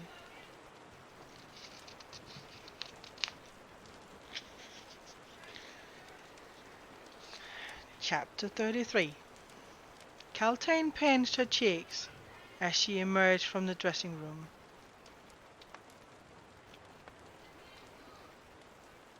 Her servant sprayed perfume, and the young woman gulped down sugar water before putting her hand on the door. She had been in the midst of smoking a pipe when Duke Parrington had been announced. She had fled into the dressing room and changed her clothes, hoping the scent wouldn't linger. If he found out about the opium, she could just blame it on the horrible headache she'd been having lately. Caltaine passed through her bedroom, into the foyer, and then into the sitting room. He looked ready for battle, as always.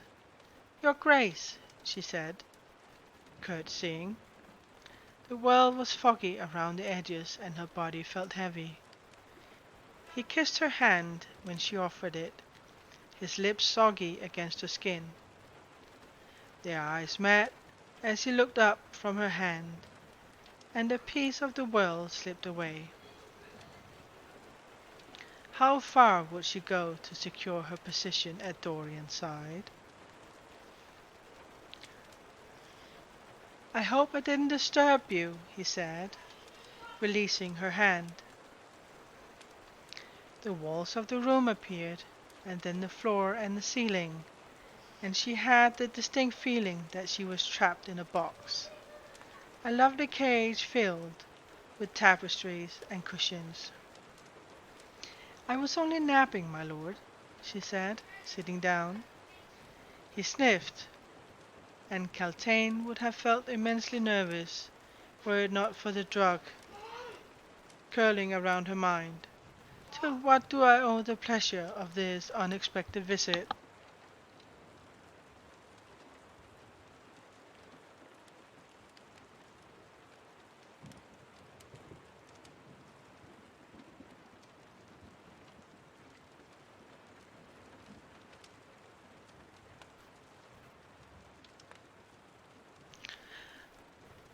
"I wish to inquire after you. I didn't see you at dinner." Parrington crossed his arms, arms that looked capable of crushing her skull. "I was indisposed." She resisted the urge to rest her too heavy head on the couch.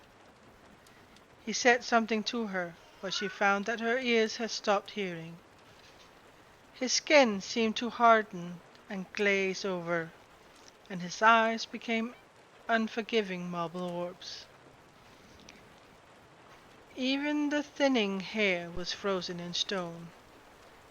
She gaped as the white mouth continued to move, revealing a throat of carved marble.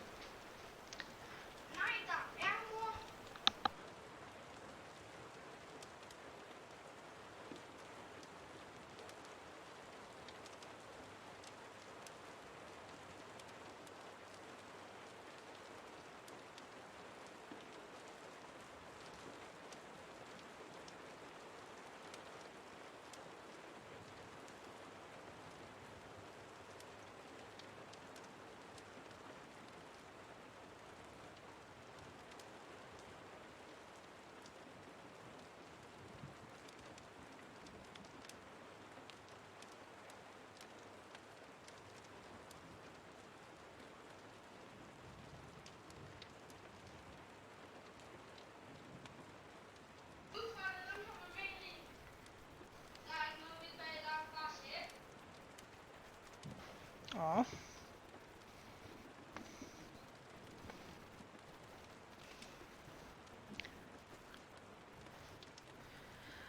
"I'm sorry," she said. "I'm not feeling well. Shall I fetch you water?" The Duke stood. "Or shall I go?" "No," she said, almost crying out. Her heart twitched. "What I mean is, I'm well enough to enjoy your company, but you must forgive my absent-mindedness." "I wouldn't call you absent-minded, Lady Caltaine," he said, sitting down. "You're one of the cleverest women I've ever met. His Highness told me the same thing yesterday." Caltaine's spine snapped and straightened. She saw Dorian's face and the crown that sat upon his head. The prince said that? About me? The Duke put a hand on her knee, stroking it with his thumb. Of course. Then Lady Lillian interrupted before he could say more. Her head spun. Why was she with him? I don't know. I wish it were otherwise.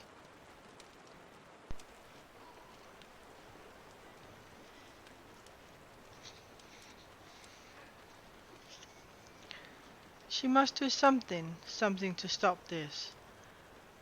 The girl moved fast, too fast for her maneuvering. Lillian had snared the crown prince into her net, and now Caltaine must cut him free.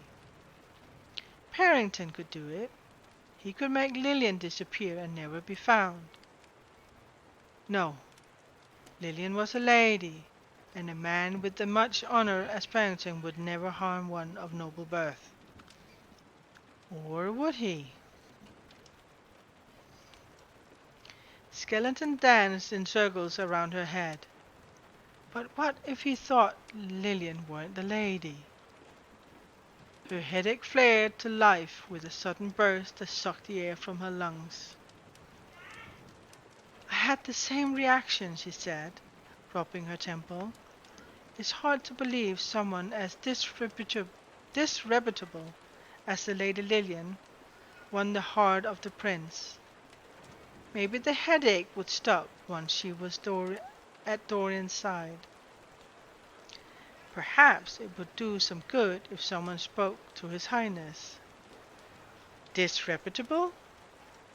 I heard from someone that her background is not as pure as it should be. What have you heard? Parrington demanded. Caltaine played with a jewel hanging from her bracelet. I didn't get specifics, but some of the nobility don't believe her to be a worthy companion of anyone in this court. I'd like to learn more about the Lady Lillian, wouldn't you? It's our duty as loyal subjects of the crown to protect our prince from such forces. Indeed it is, the Duke said quietly. Something wild and foreign issued a cry within her, shattering through the pain in her head, and thoughts of puppies and cages faded away. She must do what's necessary to save the crown and her future. Selina looked up from an ancient book of Weirdmark's theories, and the door creaked open, the hinges squealing loud enough to wake the dead. Her heart skipped a beat, and she tried to appear as casual as possible. But it was not Dorian Haviliard who entered, nor was it a ferocious creature. The door finished opening, and Nehemia, clad in a gold-worked wonder, stood before her. She didn't look at Selina, nor did she move as she stood in the doorway. Her eyes were upon the floor, and rivers of coal ran down her cheeks. Nehemia, Selina asked, getting to her feet. What happened to the play?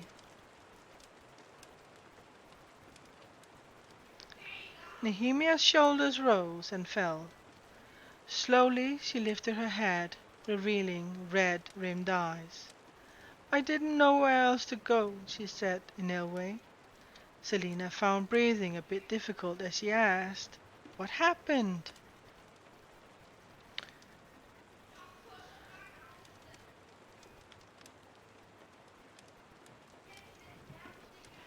It was then that Selina noticed the piece of paper in Nehemia's hands. It trembled in her grasp. They massacred them, Nehemia whispered, her eyes wide. She shook her head, as if she were denying her own words. Selina went still. Who?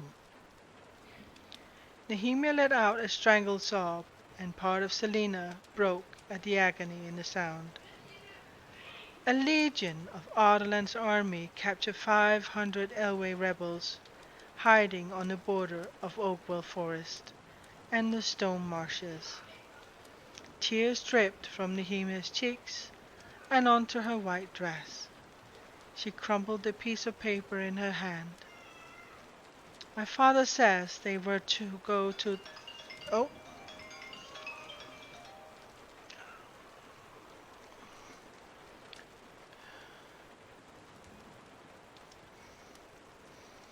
yeah, it's gonna be interesting.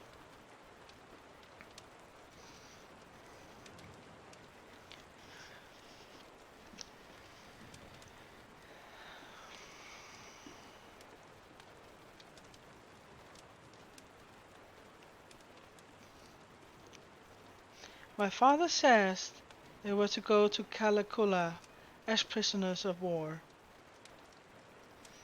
But some of the rebels tried to escape on the journey, and Nehemia breathed hard, fighting to get the words out, and the soldiers killed all as punishment, even the children. Selina's dinner rose in her throat. 500 butchered. Oh, passport. New passport. Selina became aware of Nehemia's personal guard standing in the doorway, their eyes gleaming. How many of the rebels had been people that they knew, that Nehemia somehow helped and protected? What is the point of being a princess of Elway if I cannot help my people? Nehemia said. How can I call myself their princess when such things happen?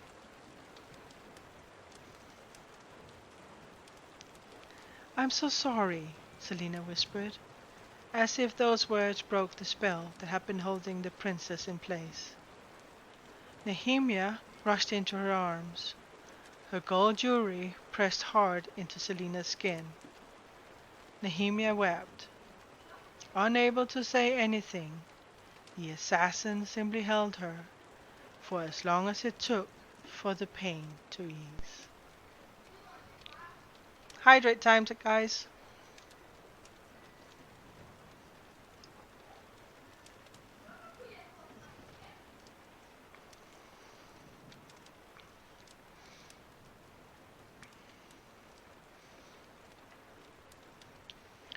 Selina sat by a window in her bedroom, watching the snow dance in the night air. Nehemia had long since returned to her own rooms, tears dried and shoulders squared once more. The clock chimed 11 and Selina stretched, but then stopped as pain seized her stomach. She bent over, focusing on her breathing, and waited for the cramp to pass. She'd been like this for over an hour now, and she pulled her blanket tighter around herself.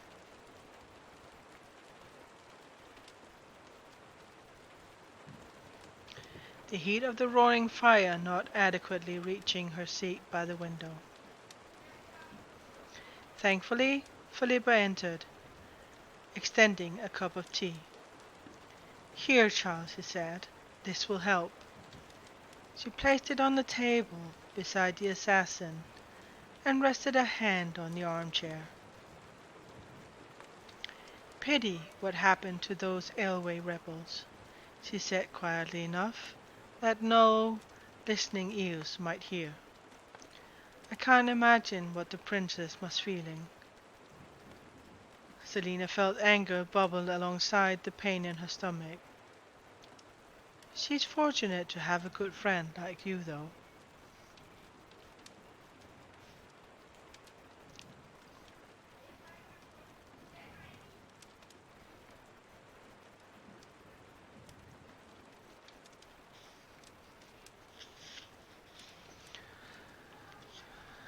Selina touched Philippa's hand. Thank you. She grabbed her teacup and hissed. almost dropping it into her lap as the scalding hot cup bit into her hand. Careful now, Philippa chuckled. I didn't know assassin could be so clumsy. If you need anything, send word. I've had my fair share of monthly pains. Philippa ruffled Selina's hair and laughed. Selina would have thanked her again, but another wave of cramping took over, and she leaned forward as the door closed. Her weight gain over the past 3.5 months had allowed her for her monthly cycles to return after near starvation in Endovier had made them vanish. Selina groaned. How was she going to train like this? The duel was 4 weeks away. The snowflakes sparkled and shimmered beyond the glass panes of the window, twirling and weaving as they flew to the ground into a waltz that beyond human comprehensions. How could Elena expect her to defeat some evil in this castle when there was so much more of it out there? What was any of this compared to what was occurring in other kingdoms, as close as Endovier and Calacola even? The door to her bedroom opened, and someone approached. I heard about Nehemia. It was Kale. What are you? Isn't it late for you to be here? She asked, pulling the blankets tight. I. Are you sick? I'm indisposed. Because of what happened to the rebels? Didn't he get it? Selina grimaced. No, I'm truly feeling unwell. It makes me sick too, Kale murmured, glaring at the floor. All of it. And after seeing Endovier, he rubbed his face as if he could clear away the memories of it. 500 people, he whispered, stunned at what he was admitting. She could only watch. Listen, he began, and started to pace.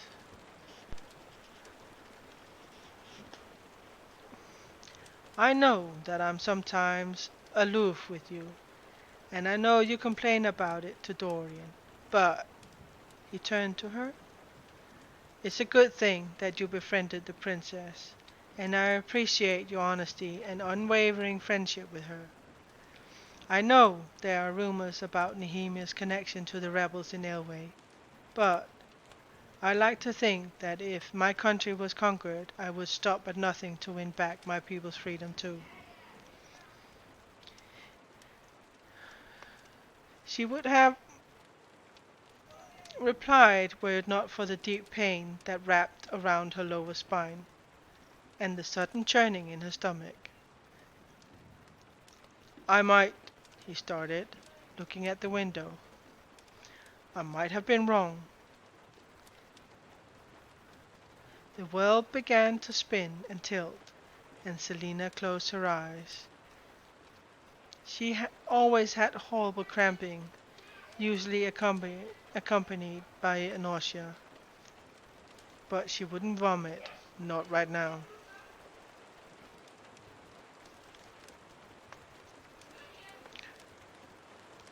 Kale, she began, putting a hand over her mouth, as nausea swelled and took control. It's just that I take great pride in my job, he continued. Kale, she said again. Oh, she was going to vomit. And you're Ardalan's assassin. But I was wondering if you wanted to. Kale, she warned, as he pivoted. Selina vomited all over the floor. He made a disgusted noise, jumping back a foot. Tears sprang up as the bitter, sharp taste filled her mouth. She hung over her knees, letting drool and bile spill on the floor. Are you, by the weird, really sick, aren't you? He called for a servant, helping her from the chair. The world was clearer now. What had he been asking? Come on, let's get you into bed. I'm not ill like that, she groaned. He sat her on her bed, peeling back the blanket. A servant entered, frowning at the mess on the floor,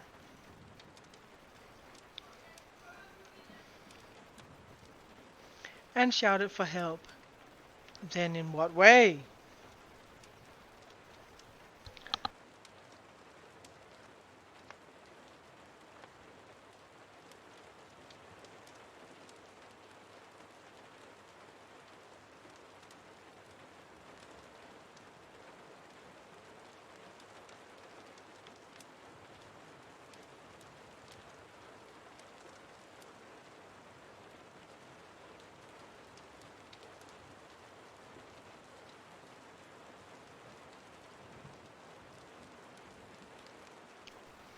Yes, what a moment.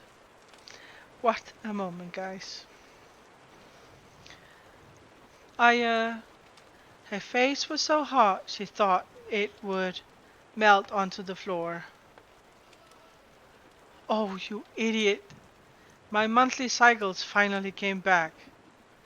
His face suddenly matched hers and he stepped away, dragging a hand through his short brown hair. If I, if, then I'll take my leave, he stammered and bowed. Selina raised an eyebrow and then, despite herself, smiled as he left the room as quickly as his feet could without running, tripping slightly in the doorway as he staggered into the rooms beyond. Typical men. When it comes to that moment, when women are telling them about that cycle of the month, time of the month,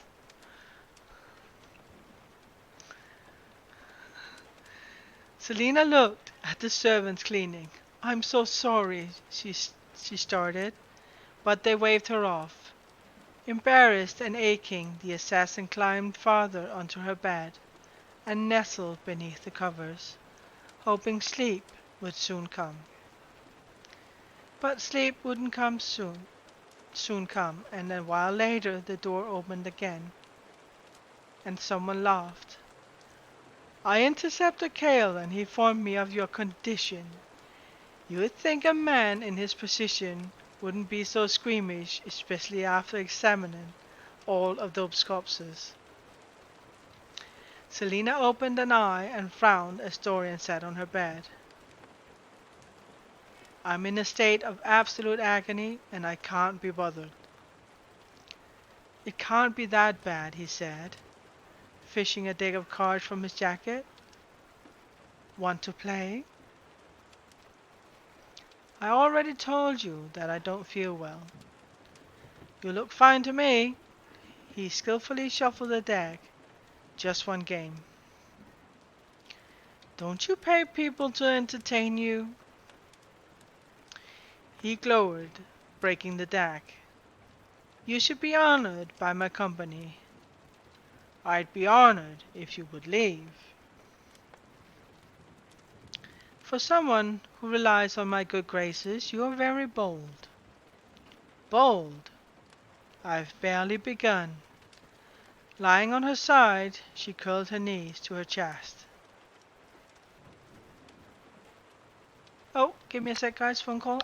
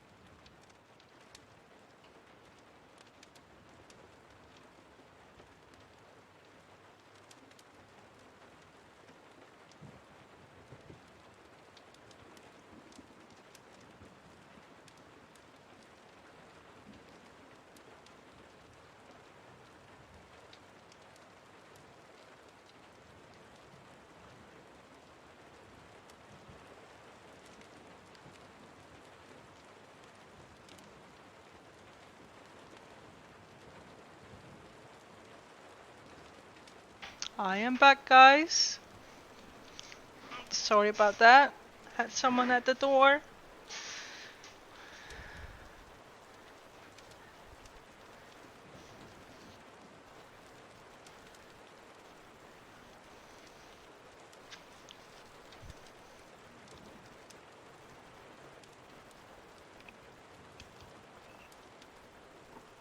Thank you, dear.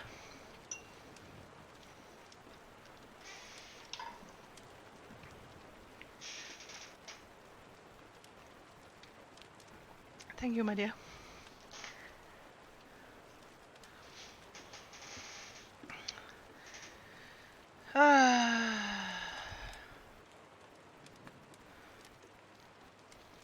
Where were we? Oh, yeah. He laughed, pocketing the deck of cards. Your new canine companion is doing well, if you wish to know. She moaned into her pillow. Go away, I feel like dying.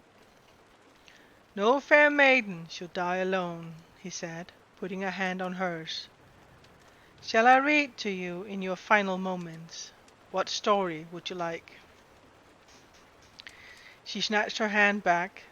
How about the story of the idiotic prince who won't leave the assassin alone?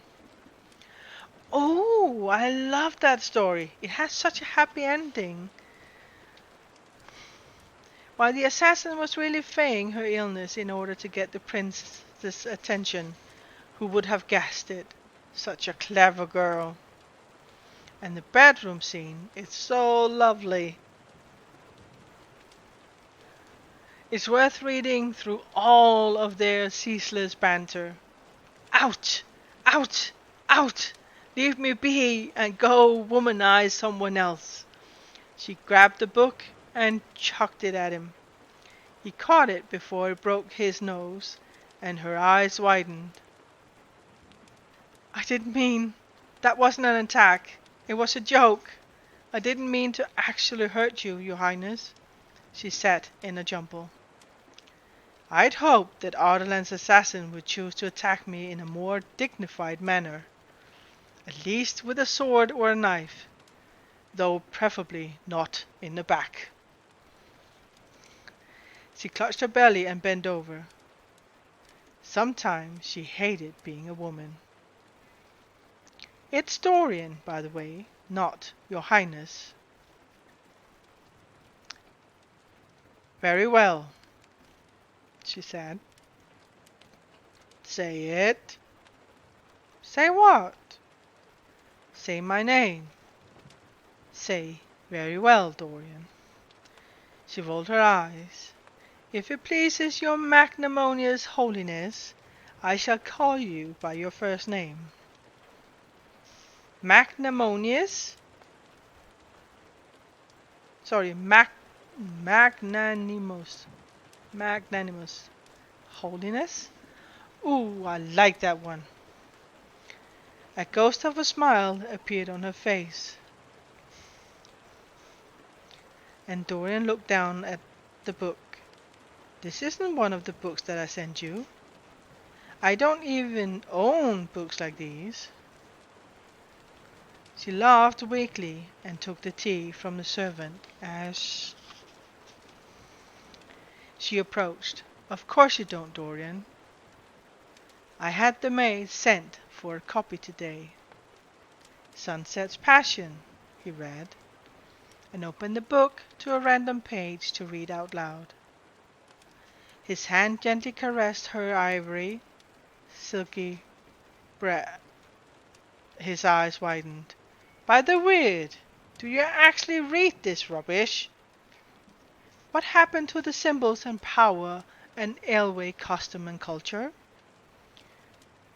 She finished her drink, a ginger tea easing her stomach.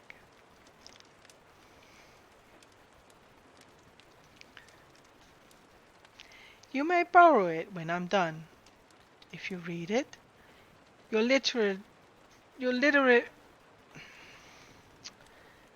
The English words are very hard to pronounce, you know.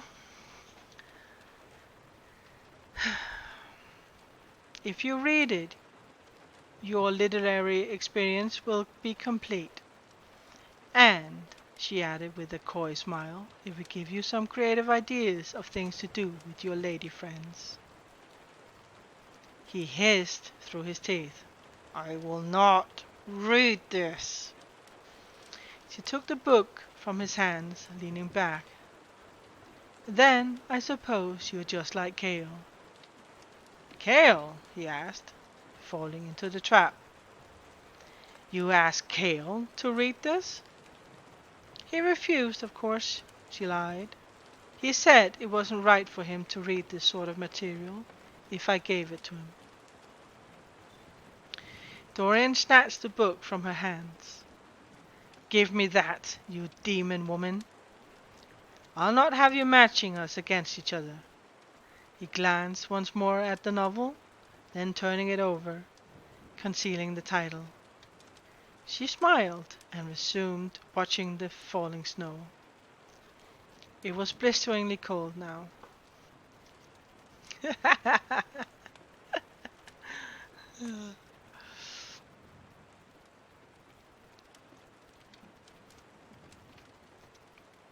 And even the fire could not warm the blast of wind that crept through the cracks of her balcony doors.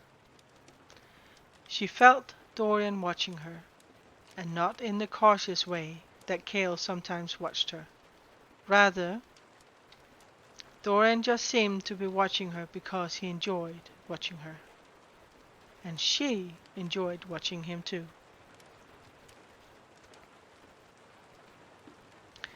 Dorian didn't realize he'd been transfixed by her until she straightened and demanded, What are you staring at? You're beautiful, Dorian said before he could think. Don't be stupid. Did I offend you? His blood pumped through him in a strange rhythm. No, she said, and quickly faced the window. Dorian watched her face turn redder and redder. He'd never known an attractive woman for so long without courting her, save for Caltaine. And he couldn't deny that he was aching to learn what Selina's lips felt like, what her bare skin smelled like, how she reacted to the touch of his fingers along her body.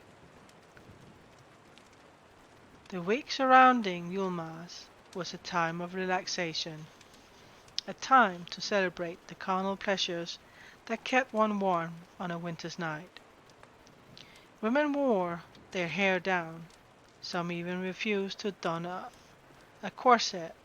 It was a holiday to feast on the fruits of the harvest and those of the flesh. Naturally, he looked forward to it every year. But now he had a sinking feeling in his stomach. How could he celebrate when word had just arrived of what his father's soldiers had done to those Elway rebels? They hadn't spared a single life. 500 people, all dead. How could he ever look Nehemia in the face again? And how could he someday rule a country whose soldiers had been trained to have so little compassion for human life? Dorian's mouth went dry. Selina was from Terrasson, another conquered country, and his father's first conquest. It was a miracle Selina bothered to acknowledge his existence. Or perhaps she spent so long in Ardenland that she stopped caring. Somehow, Dorian didn't think that was the case. Not when she had the 3 giant scars on her back to forever remind her of his father's brutality.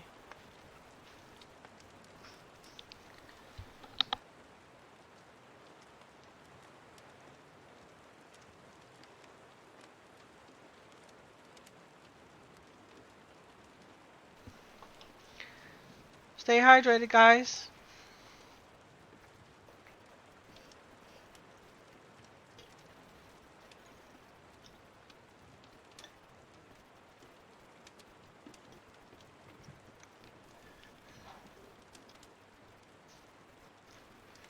You got to go eat. All right, sweetie. I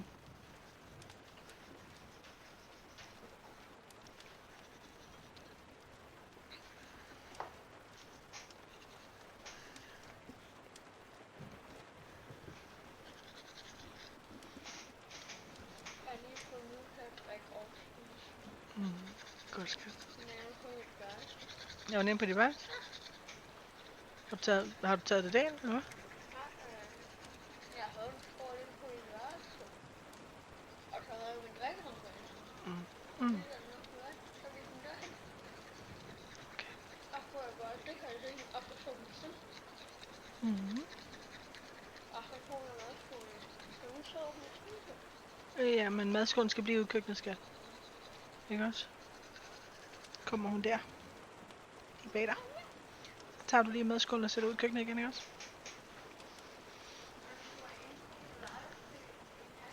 Ja, det ved jeg godt.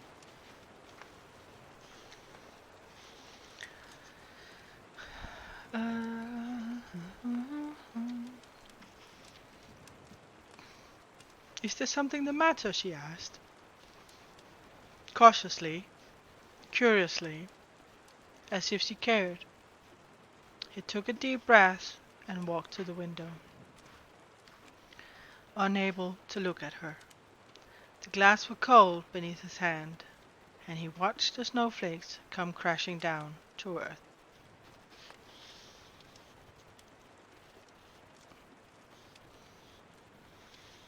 Yeah,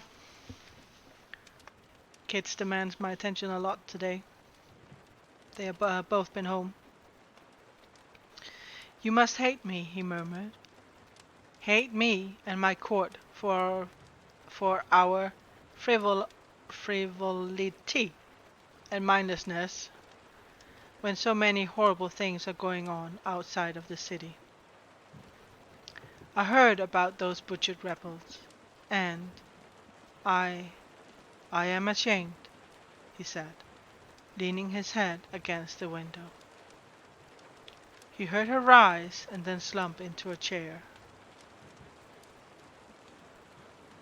The words came out in a river, one flowing after the other, and he couldn't stop himself from speaking.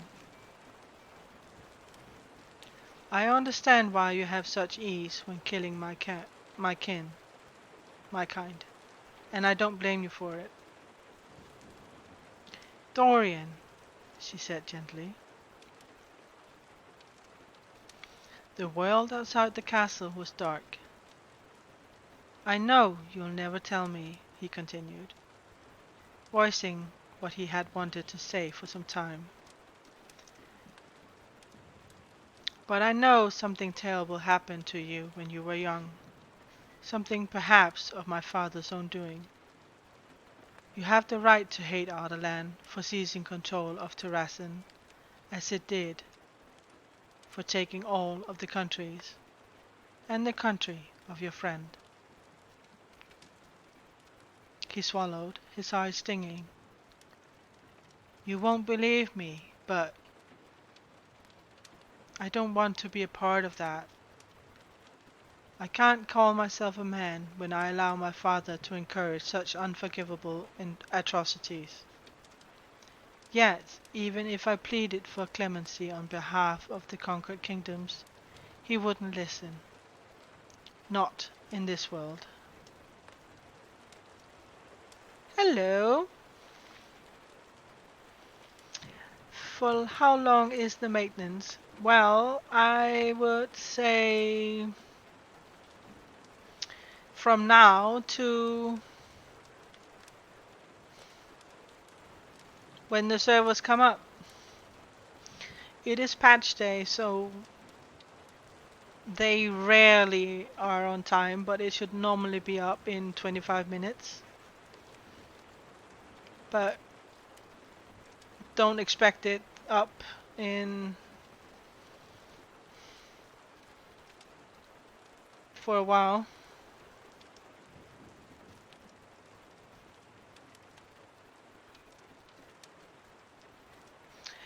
Although the patch notes are released,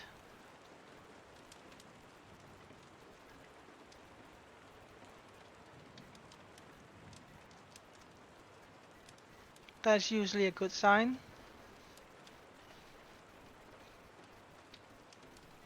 Yeah. Well, that's why we're reading, to pass the time.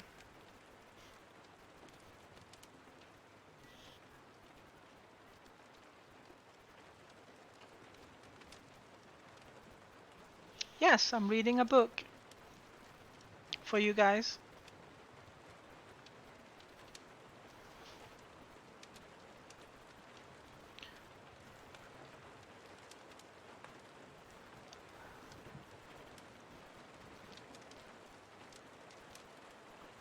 Not in this world.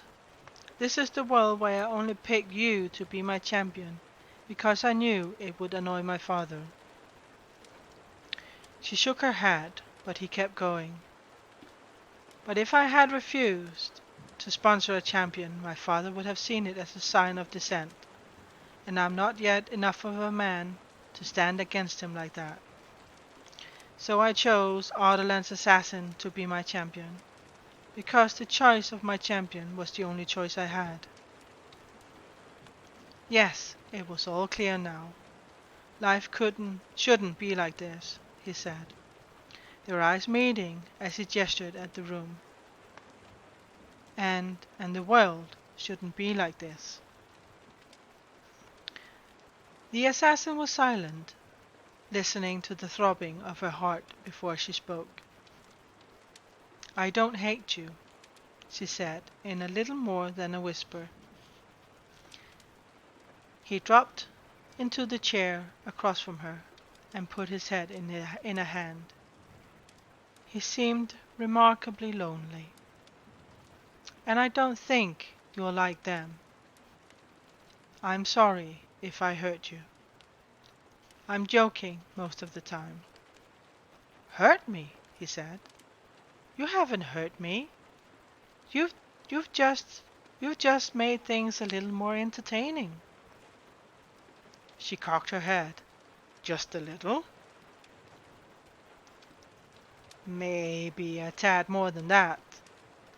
He stretched out his legs. Ah, if only you could come to the Yule Mass ball with me. Be grateful you can't attend. Why can't I attend? And what's the Yule Mass ball? He groaned. Nothing all that special. Just a mass ball that happens to be on Yule Mass.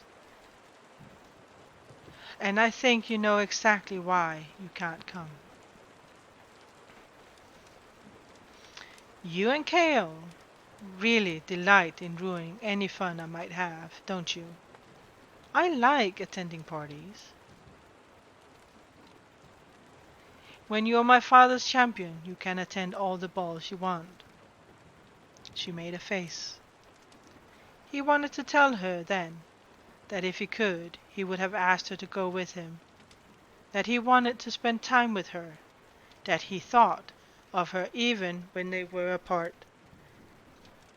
But he knew she would have laughed. The clock chimed midnight. I should probably go, he said, stretching his arms. I have a day of council meetings to look forward to tomorrow, and I don't think Duke Parrington would be pleased if I am half asleep for all of them. Selina smirked. Be sure to give the Duke my warmest regards. There was no way she'd forgotten how the Duke had treated her that first day in Endovier. Dorian hadn't forgotten it either, and the thought of the Duke treating her like that again made him burn with cold rage. Without thinking, he leaned down and kissed her cheek. She stiffened as his mouth touched her skin, and though the kiss was brief, he breathed in the scent of her. Pulling away was surprisingly hard. Rest well, Selina, he said. Good night, Dorian. As he left, he wondered why she suddenly looked so sad, and why she pronounced his name not with tenderness, but with resignation.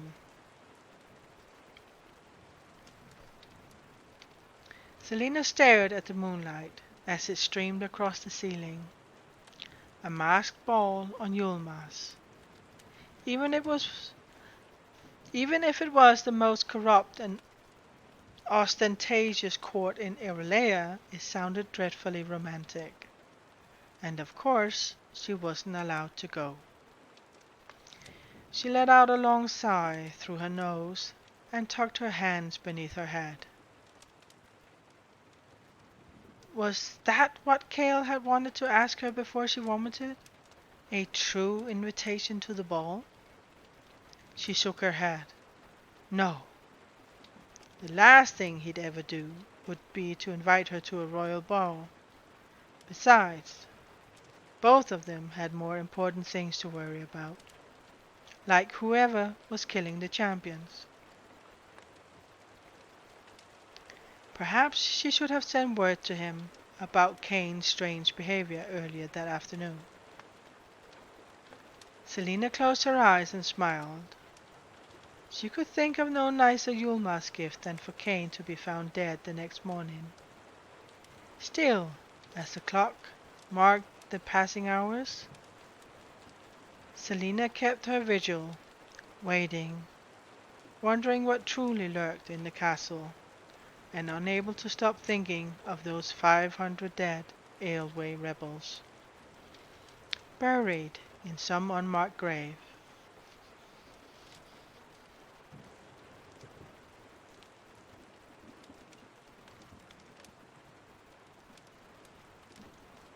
Is this kid a træt? I have a kitten sitting on my computer, struggling to keep her eyes open. I'm that boring, guys.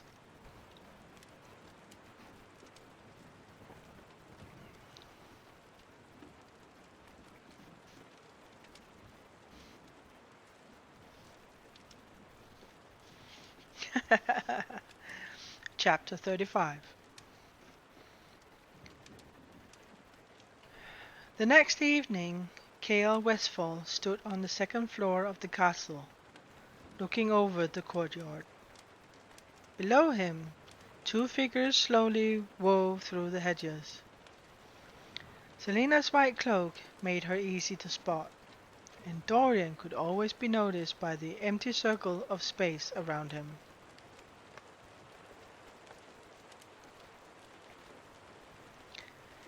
She should be down there, a foot behind, watching them, making sure she didn't seize Dorian and use him to escape.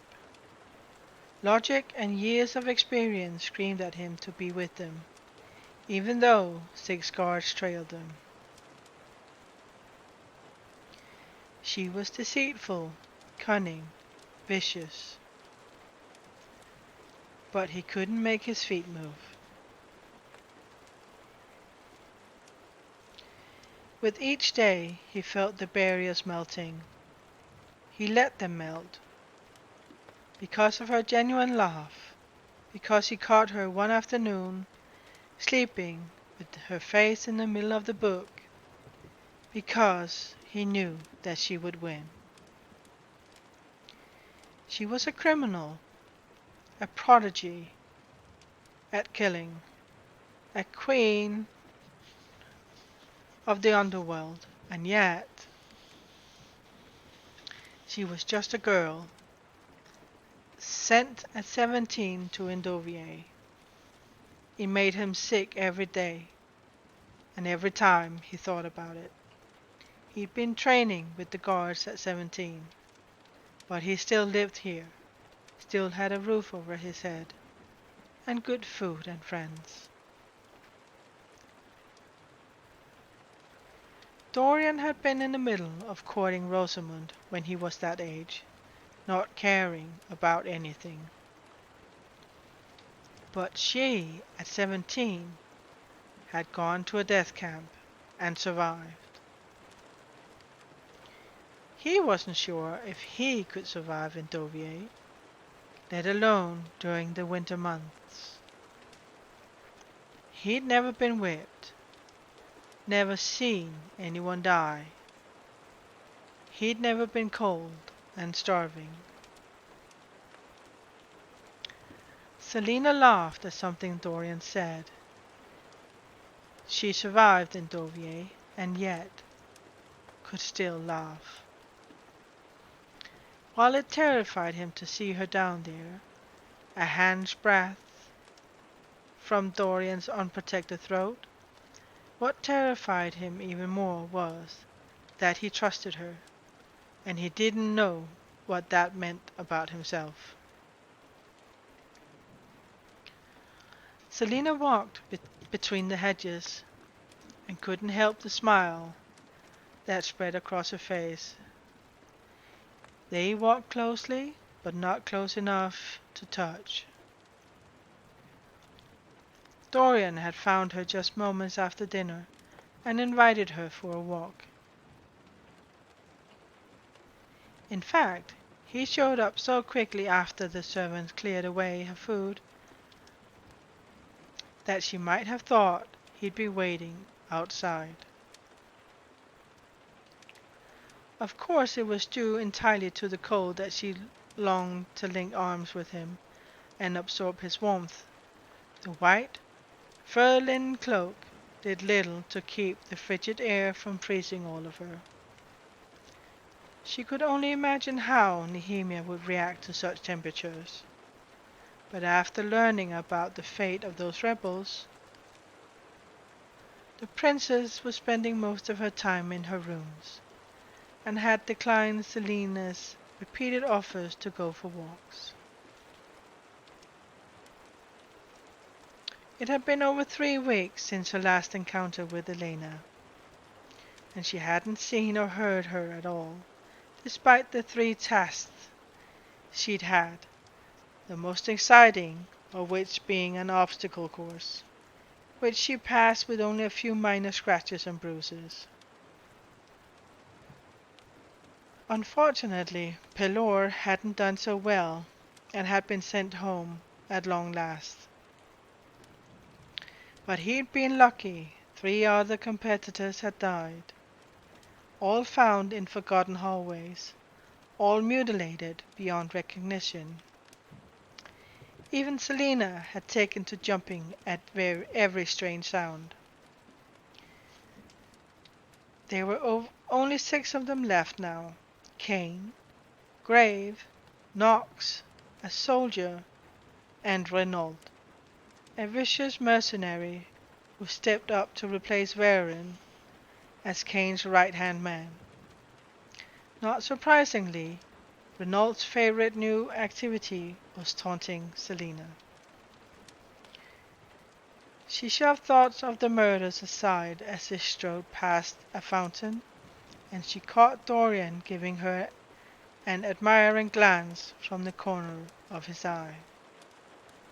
Of course she hadn't been thinking of Dorian when she chose such a fine lavender gown to wear tonight, or when she made sure her hair was carefully arranged, or that her white gloves were spotless.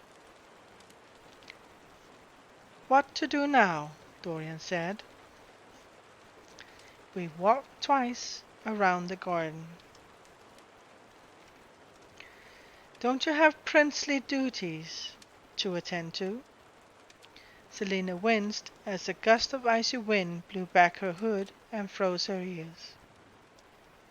When she recovered the hood, she found Dorian staring at her throat. "What?" she asked, pulling her cloak tightly around her. "You always wear that necklace," he said. "Is it another gift?"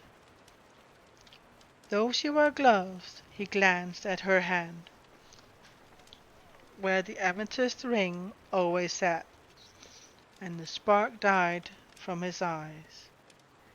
"No," she covered the amulet with her hand. "I found it in my jewelry box and liked the look of it. You insufferably terrible, territorial man. It's very old-looking. Been robbing the royal coffer, have you?" He winked, but she didn't feel any warmth behind it. No, she repeated sharply.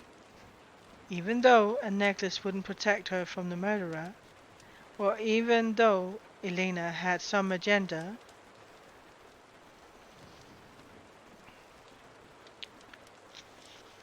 she was being cagey about Selena wouldn't take it off. Its presence somehow comforted her in long hours she sat up watching her door. He continued staring at her hand until she lowered it from her throat. He studied the necklace. When I was a boy, I used to read tales about the dawn of Ardalan. Gavin was my hero. I must have read every legend regarding the war with Erawan. How can he be that smart? He can't have figured it out so quickly. She tried her best to look innocently interested. And Elena, the first queen of Ardalan, had a magical amulet. In the battle with the Dark Lord, Gavin and Elena found themselves defenseless against him. He was about to kill the princess when a spirit appeared and gave her the necklace. And when she put it on, Erawan couldn't harm her. She saw the Dark Lord for what he was and called him by his true name. It surprised him so much that he became distracted, and Gavin slew him. Dorian looked to the ground. They called her necklace the Eye of Elena. It's been lost for centuries.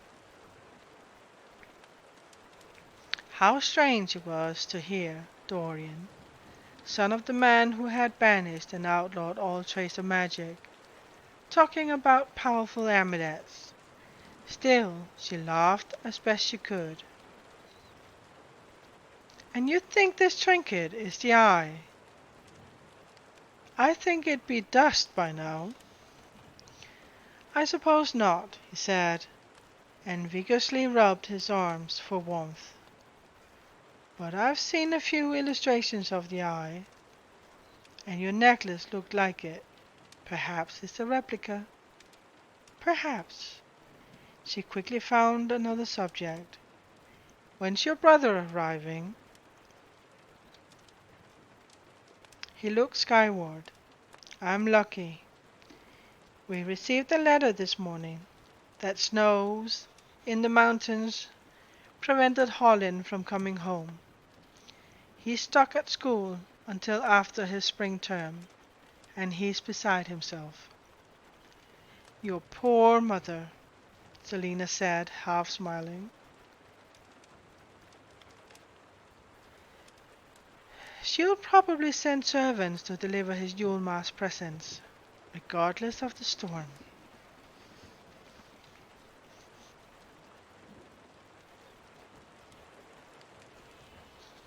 Oh wow, girlie has a nice buff. Yeah. Selina didn't hear him, and though they talked for a good hour afterward, meandering through the grounds, she couldn't get her heart to calm.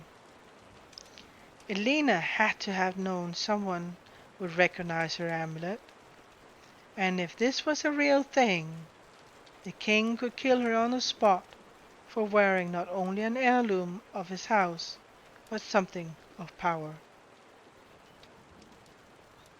Yet again, she could only wonder what Elena's motives actually were. Selina glanced from her book to the tapestry on the wall.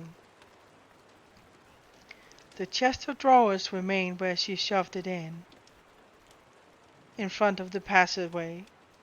She shook her head and returned to her book.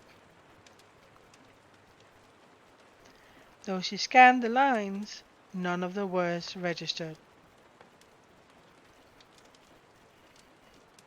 What did Elena want with her? Dead queens usually didn't come back to give orders to the living. Selina clenched her book. It wasn't like she wasn't fulfilling Elena's command to win. Either she would have fought this hard to become the king's champion anyway. And for finding and defeating the evil in the castle, well, now that it seemed tied to who was murdering the champions, how could she not try to figure out where it was coming from? A door shut somewhere outside her rooms, and Selina jumped, the book flying from her hands. She grabbed the brass candlestick beside her bed, ready to leap off the mattress, but lowered it as Philippa's humming filtered through the doors to her bedroom. She groaned as she climbed out of the warmth of her bed to retrieve the book. It had fallen under the bed, and Selina knelt upon the icy floor, straining to reach the book. She couldn't feel it anywhere, so she grabbed the candle. She saw the book immediately tucked against the back wall, but as her fingers grappled onto the cover, a glimmer of candlelight traced a white line across the floor beneath her bed. Selina yanked the book back to her and stood with a jolt. Her hands trembled as she pushed the bed out of position, her feet slipping on the half-frozen floor. It moved slowly, but eventually she had shifted it enough to see what had been sketched on the floor beneath. Everything inside her turned to ice. Weird marks. Dozens of weird marks had been drawn onto the floor with chalk. They formed a giant spiral with a large mark in its center. Selina stumbled back, slamming into her dresser. What was this? She ran a shaking hand through her hair, staring at the center mark. She'd seen that mark. It had been etched on one side of Varen's body, her stomach rising in her throat. She rushed to her nightstand and grabbed the pitcher of water atop of it. Without a thought, she tossed the water onto the marks, then raced to her bathing chamber to draw more water. When the water had finished loosening the chalk, she took a towel and scrubbed the floor until her back ached and her legs and hands were frozen. Then, only then, did she throw on a pair of pants and a tunic and head out the door.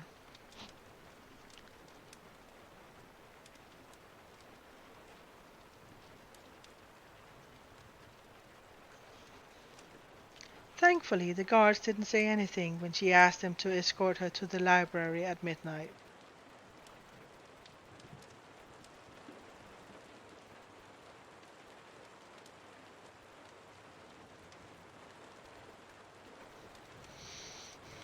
Remember a similar episode in Tim Burton's Sleepy Hollow, but there were a pentagram. Oh,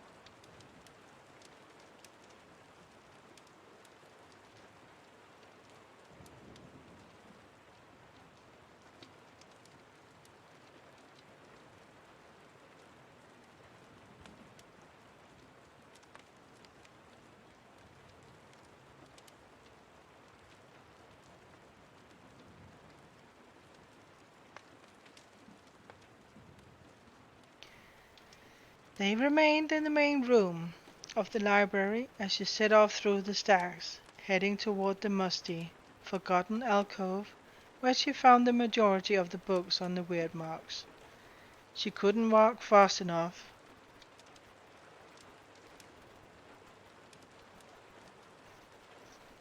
Yeah,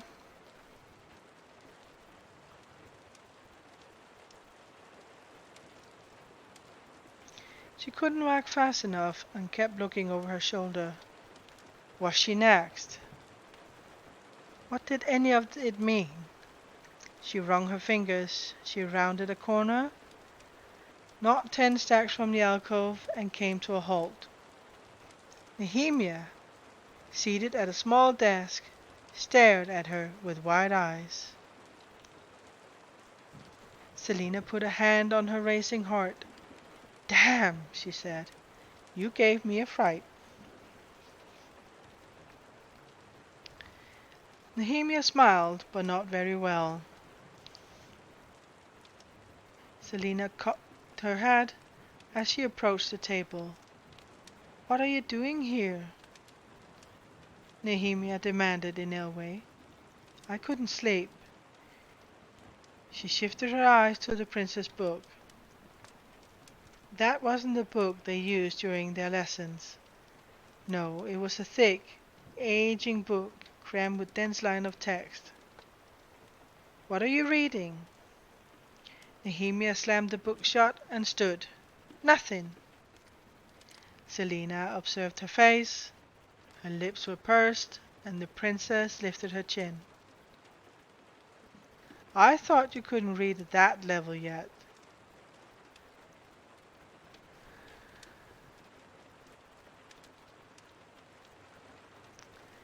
Nehemia tucked the book into the crook of her arm. "Then you're like every ignorant fool in this castle, Lillian," she said with perfect pronunciation in the common tongue. Not giving her a chance to reply, the princess strode away.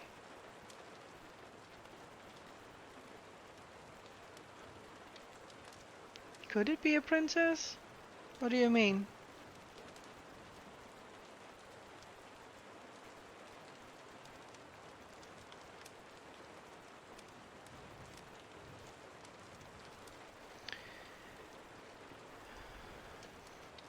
Selina watched her go. It didn't make sense.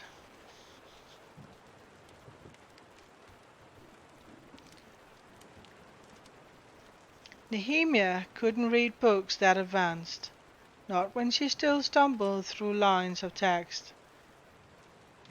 And Nehemia never spoke with that kind of flawless accent. And in the shadows behind the desk, a piece of paper had fallen between the wood and the stone wall. Easing it out, Selina unfolded the crumpled paper. She whirled around to the direction where Nehemia had disappeared, her throat constricting.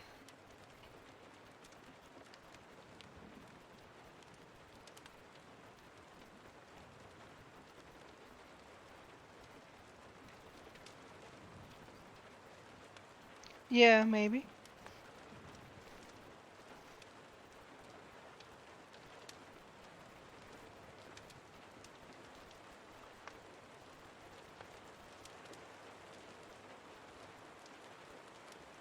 Easing it out, Selina unfolded the crumpled paper. She whirled around to the direction where Nehemia had disappeared, her throat constricting. Selina tucked the piece of paper into her pocket and hurried back toward the great room. The weird mark drawn on the paper burning a hole in her clothing. Selina rushed down a staircase, then strode along a hallway lined with books. No, Nehemia couldn't have played her like that.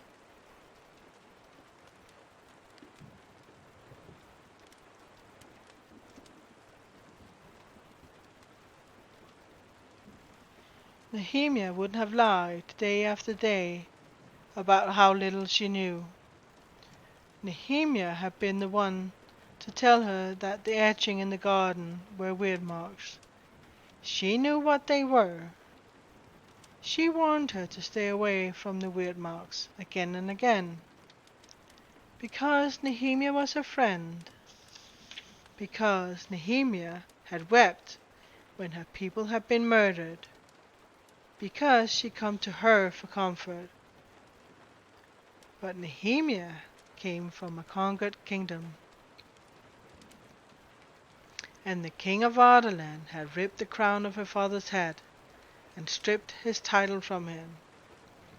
And the people of Elway were being kidnapped in the night and sold into slavery, right along with the rebels that rumor claimed Nehemia supported so fiercely. And 500 Elway citizens had just been butchered. Selina's eyes stung as she spotted the guards loitering in armchairs in the great room. Nehemia had every reason to deceive them, to plot against them, to tear apart this stupid competition and send everyone into a tizzy. Who better to target than the criminals living here? No one would miss them. But the fear would seep into the castle. But why would Nehemia plot against her?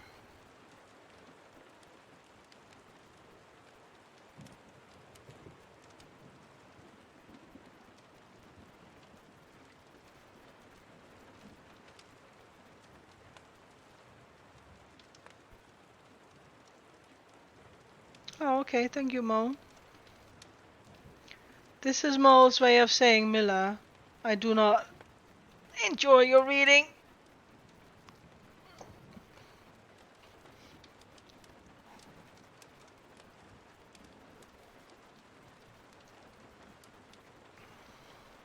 Just kidding, Mo.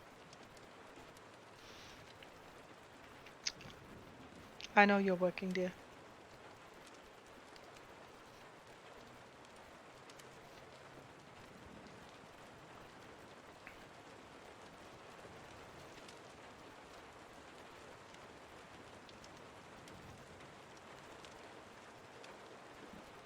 Oh, you have?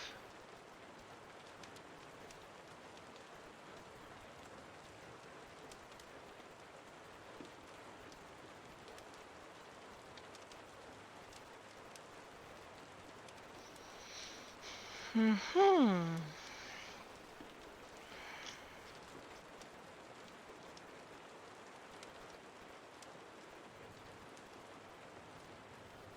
Cool.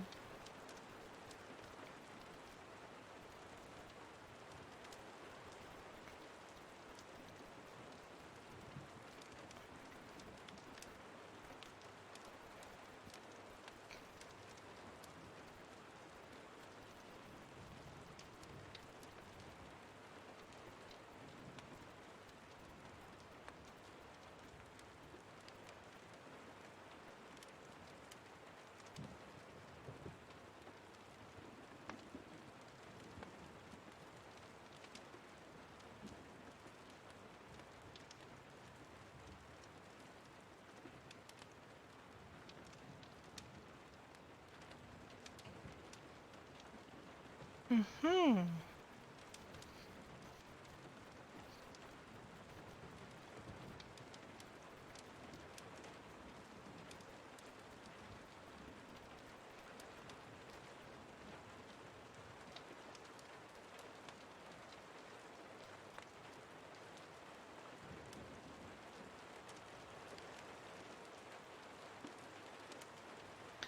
Well, let's see. We have reached chapter 36.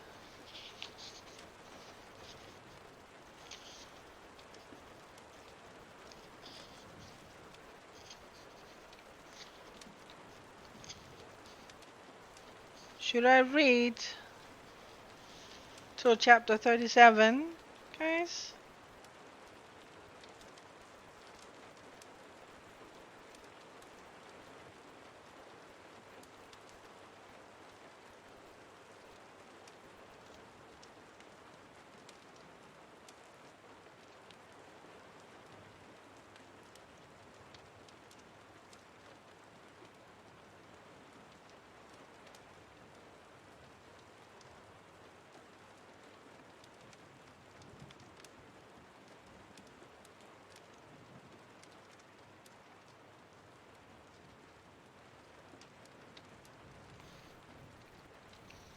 Days passed without seeing Nehemia, and Selina kept her mouth shut about the incident to Cale, or Dorian, or anyone who visited her chambers.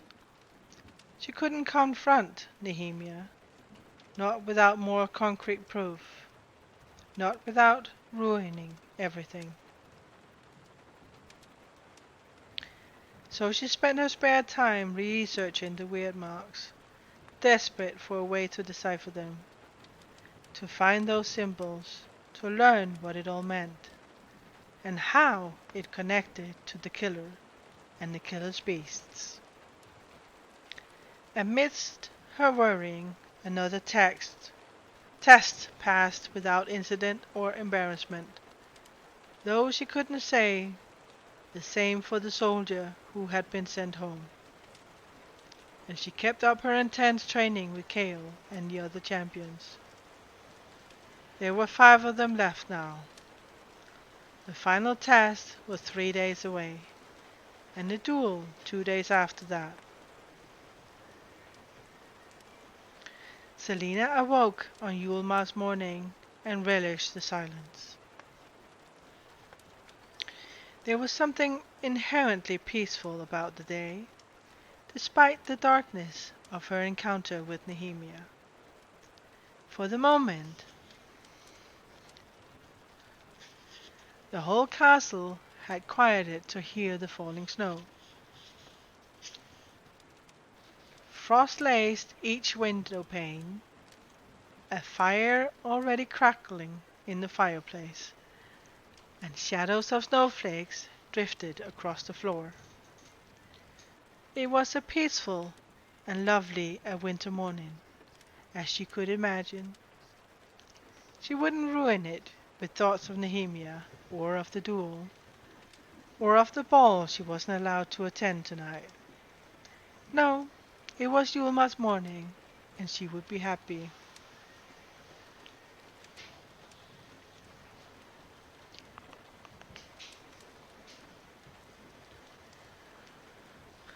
It didn't feel like a holiday to celebrate the darkness that gave birth to the spring light.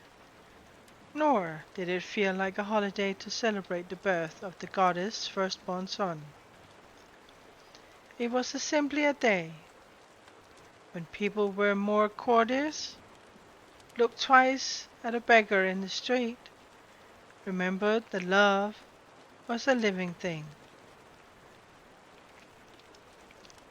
Selina smiled and rolled over, but something got in her way. It was crinkly and harsh against her face. It had the distinct odor of candy. A large paper bag sat on a pillow, and she found that it was filled with all sorts of confectionery goodies. There were no notes, not even a name scribbled on the bag. With a shrug and glowing eyes, Selina pulled out a handful of sweets. Oh, how she adored candy!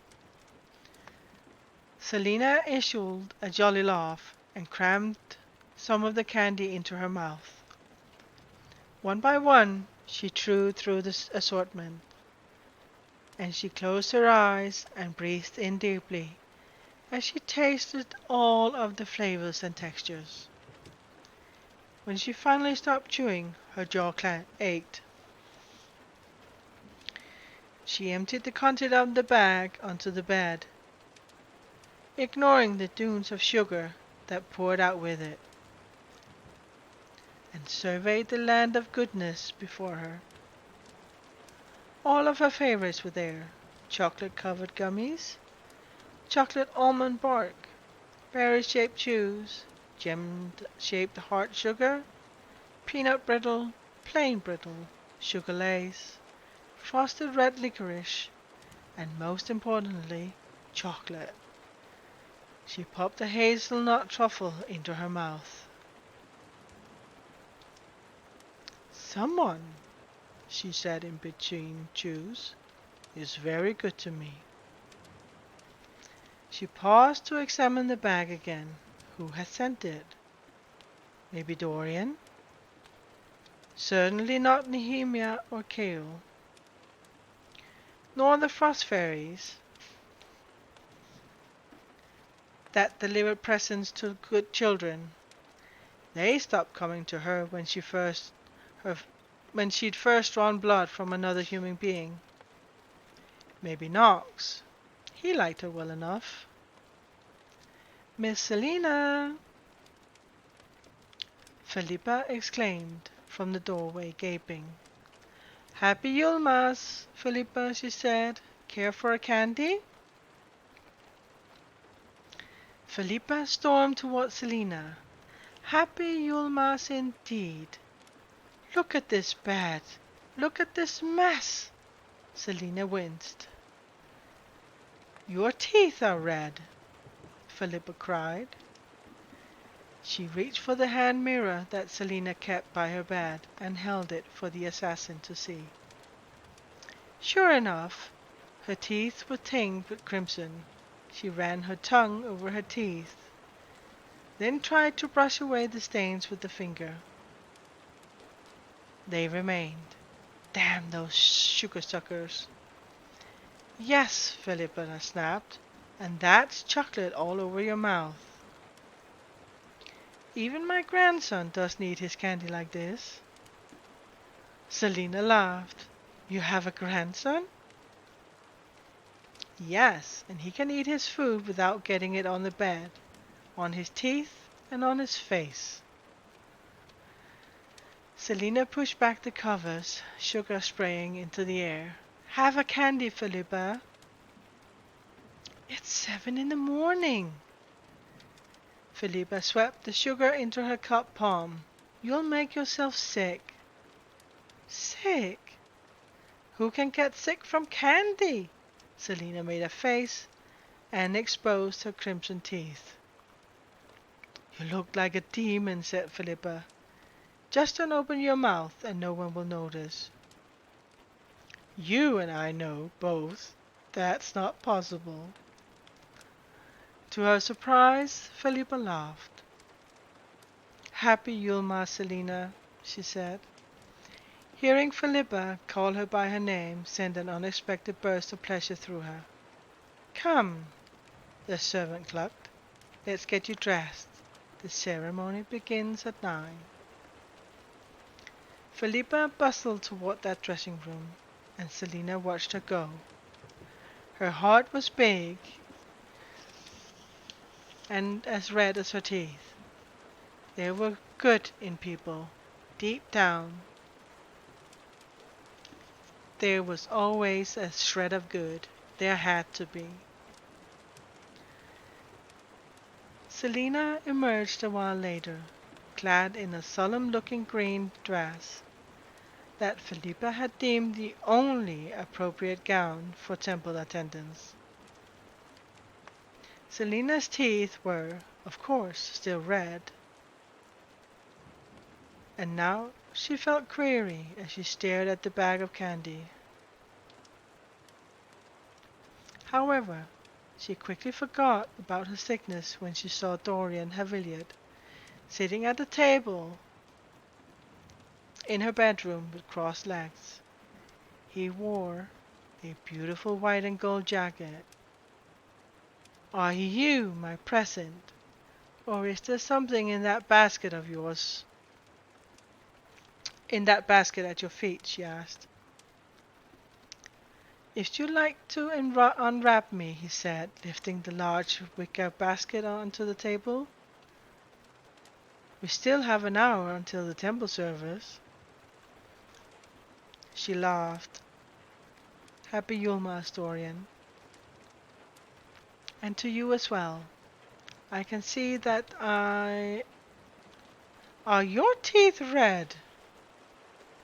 She clamped her mouth shut, shaking her head in violent protestation. He grabbed her nose and pinched it close, and try as she might, she could not dislodge his fingers. She opened her mouth, and he burst into laughter.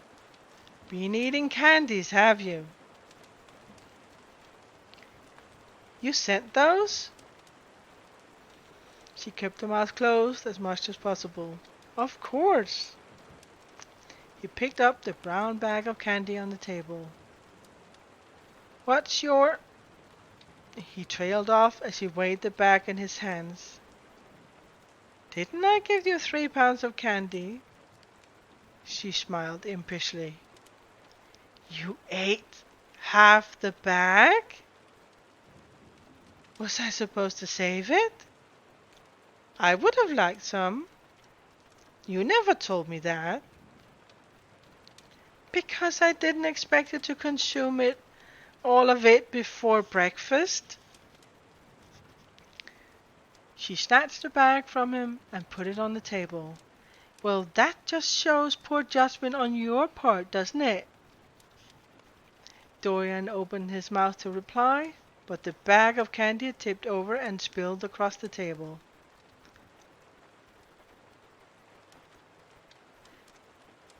Selina turned just in time to see the slender golden snout protruding from the basket, inching towards the candy.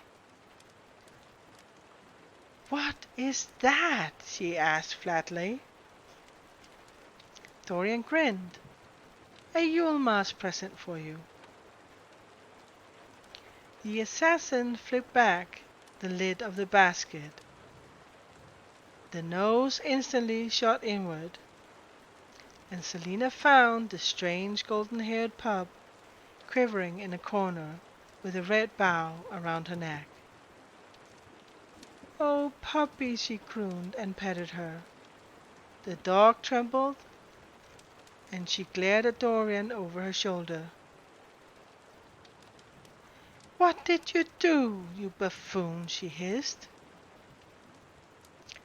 Dorian threw his hands in the air. "It's a gift." "I almost lost my arm, and more important parts, trying to put that bow on." And then she howled all the way up here. Selina looked piteously at the dog, which now was licking the sugar off her fingers. "What am I going to do with her?"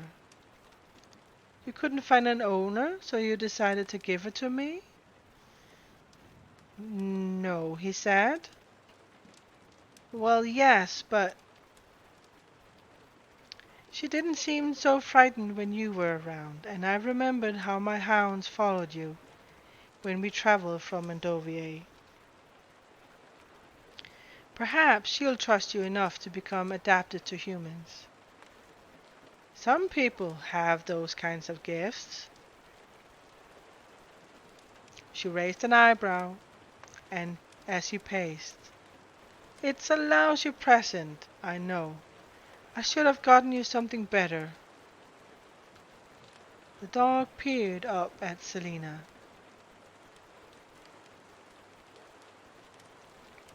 Her eyes were a golden brown color, like molten caramel. She seemed to be wanting for a blow to fall. Oh, wait. She seemed to be waiting for a blow to fall. She was a beautiful thing, and her huge paws hinted that she might someday grow large and swift. A slight smile spread on Selina's lips. The dog switched her tail once, then another time. "She's yours," Dorian said, "if you want her." "What shall I do with her if I'm sent back to Endovier?"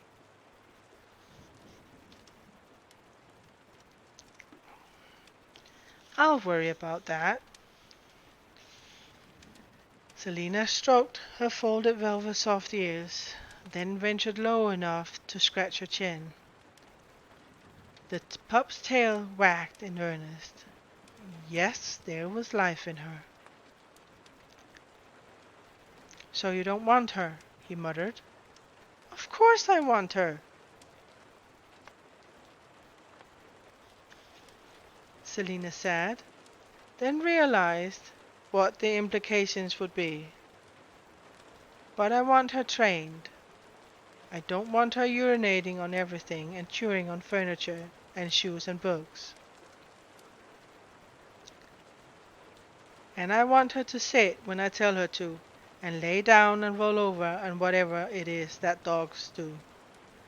And I want her to run with the other dogs when they're practicing. I want her to put those long legs to use. Dorian crossed his arms as Selina scooped up the dog. That's a long list of demands. Perhaps I should have bought you jewelry after all. When I'm training, she kissed the pup's soft head, and the dog nestled her cold nose against Selina's neck. I want her in the kennels training as well. When I return in the afternoon, she may be brought to me. I'll keep her here in the night. Selina held the dog at eye level. The dog kicked her legs in the air.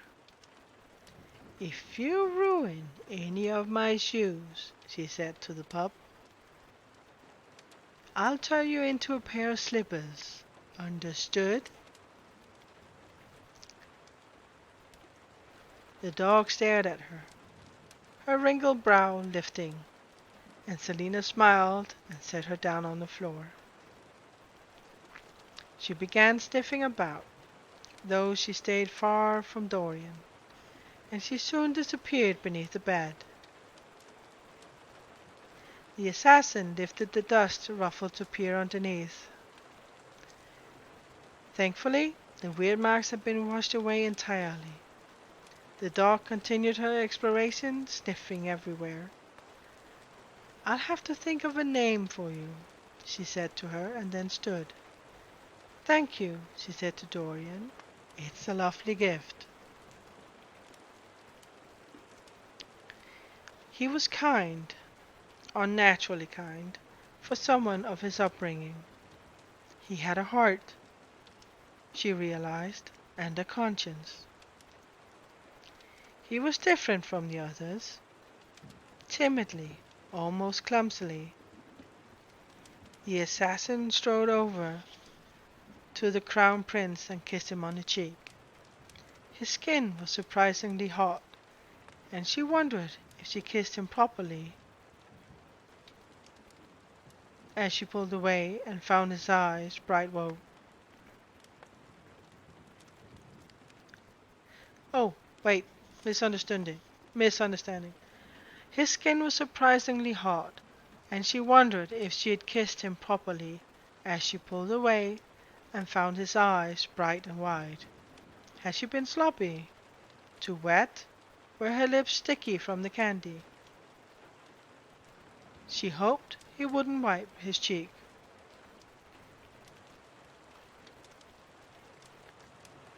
I'm sorry I don't have a present for you, she said. Um, I didn't expect you to.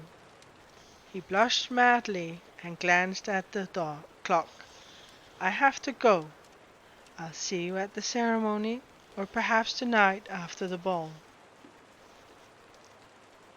I'll try to get away as early as I can, though I bet that without you there, Nehemia will probably do the same, so it won't look so bad if I leave early too.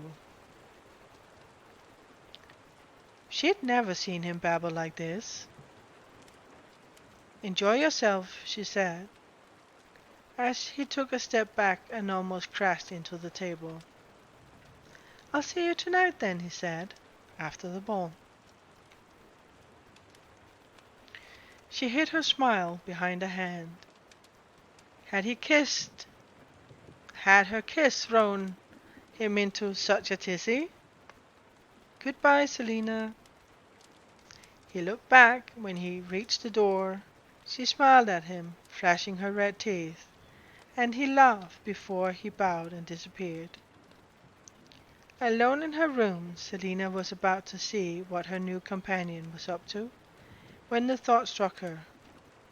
Nehemia would be at the ball.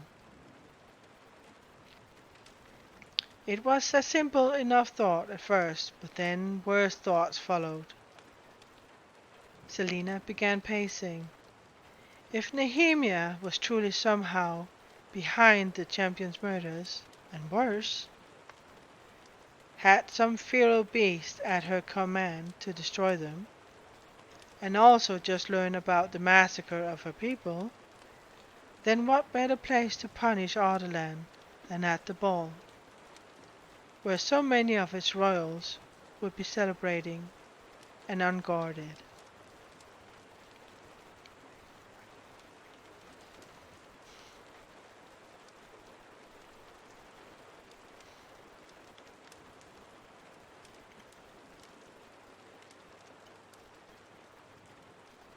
Hey, Wolfie.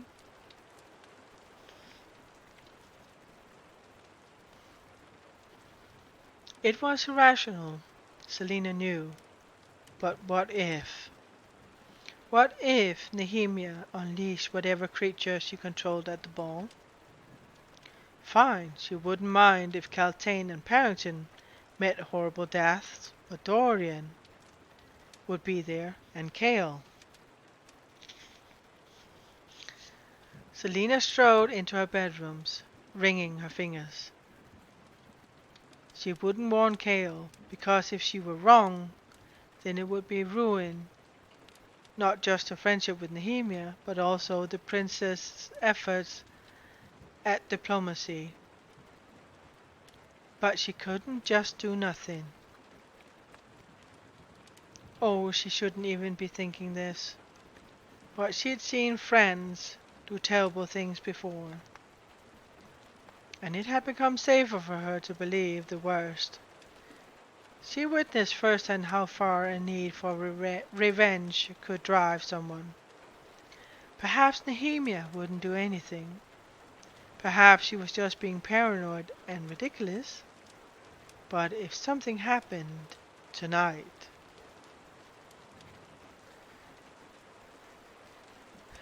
Selina opened the doors to her dressing room, surveyed the glittering gowns hanging along the walls.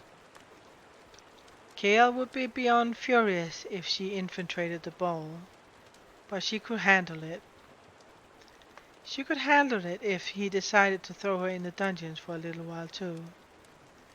Because somehow the thought of him getting hurt, or worse, made her willing to risk just about anything.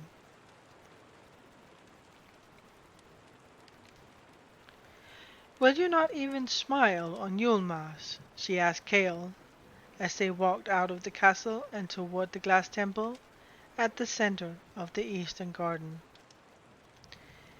"If my teeth were crimson, I wouldn't be smiling at all," he said. "Be content with an occasional grimace." She flashed her teeth at him, then closed her mouth as several courtiers strode past. "Servants in tow. I'm surprised you're not complaining more."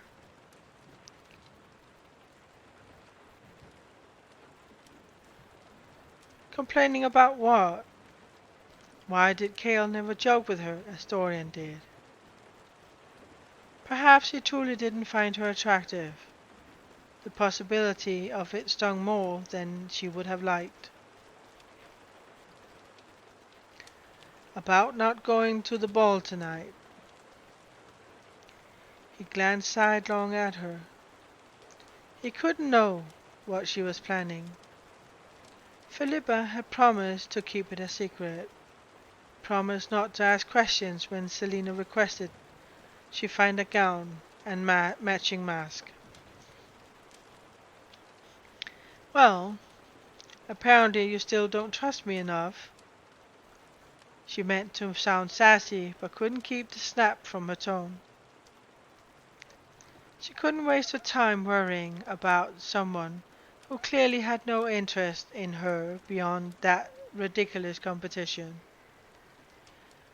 Kale snorted, though a hint of a smile appeared on his lips.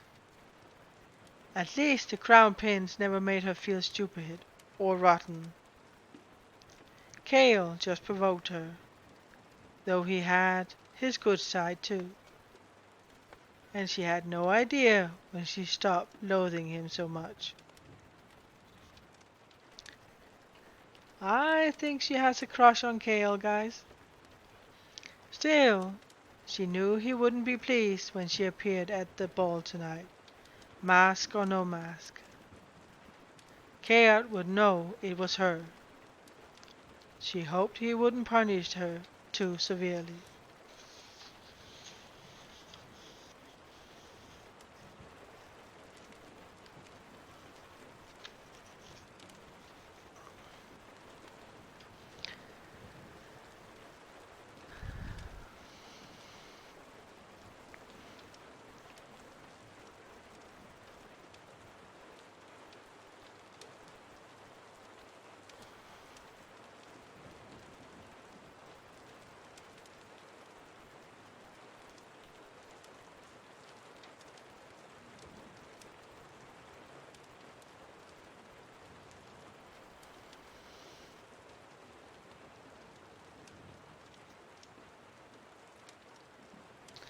There we go, guys.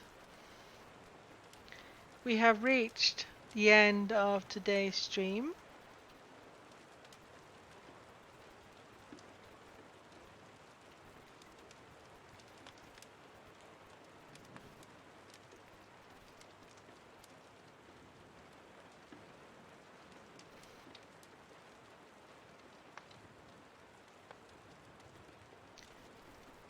We should actually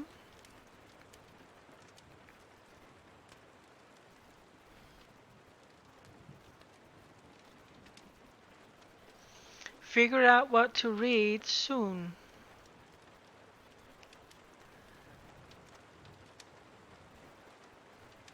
If we should continue reading the series or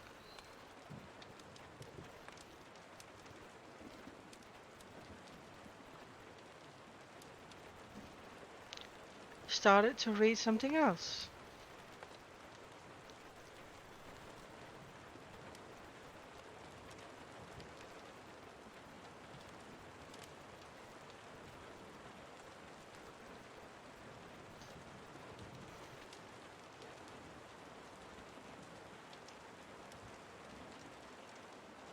So,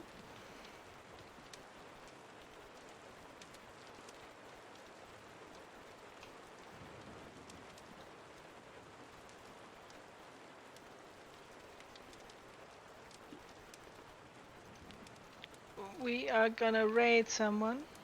Who do we have? We're gonna raid Hetty, I think. Seconds remaining.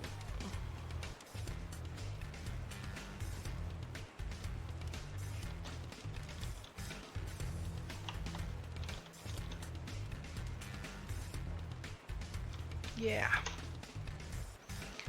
I would say thank you so much, guys. And let's continue reading the book on Monday. Um, thank you so much for your company. 2 As minutes always, remaining. please remember I love you. Take care, guys. Bye.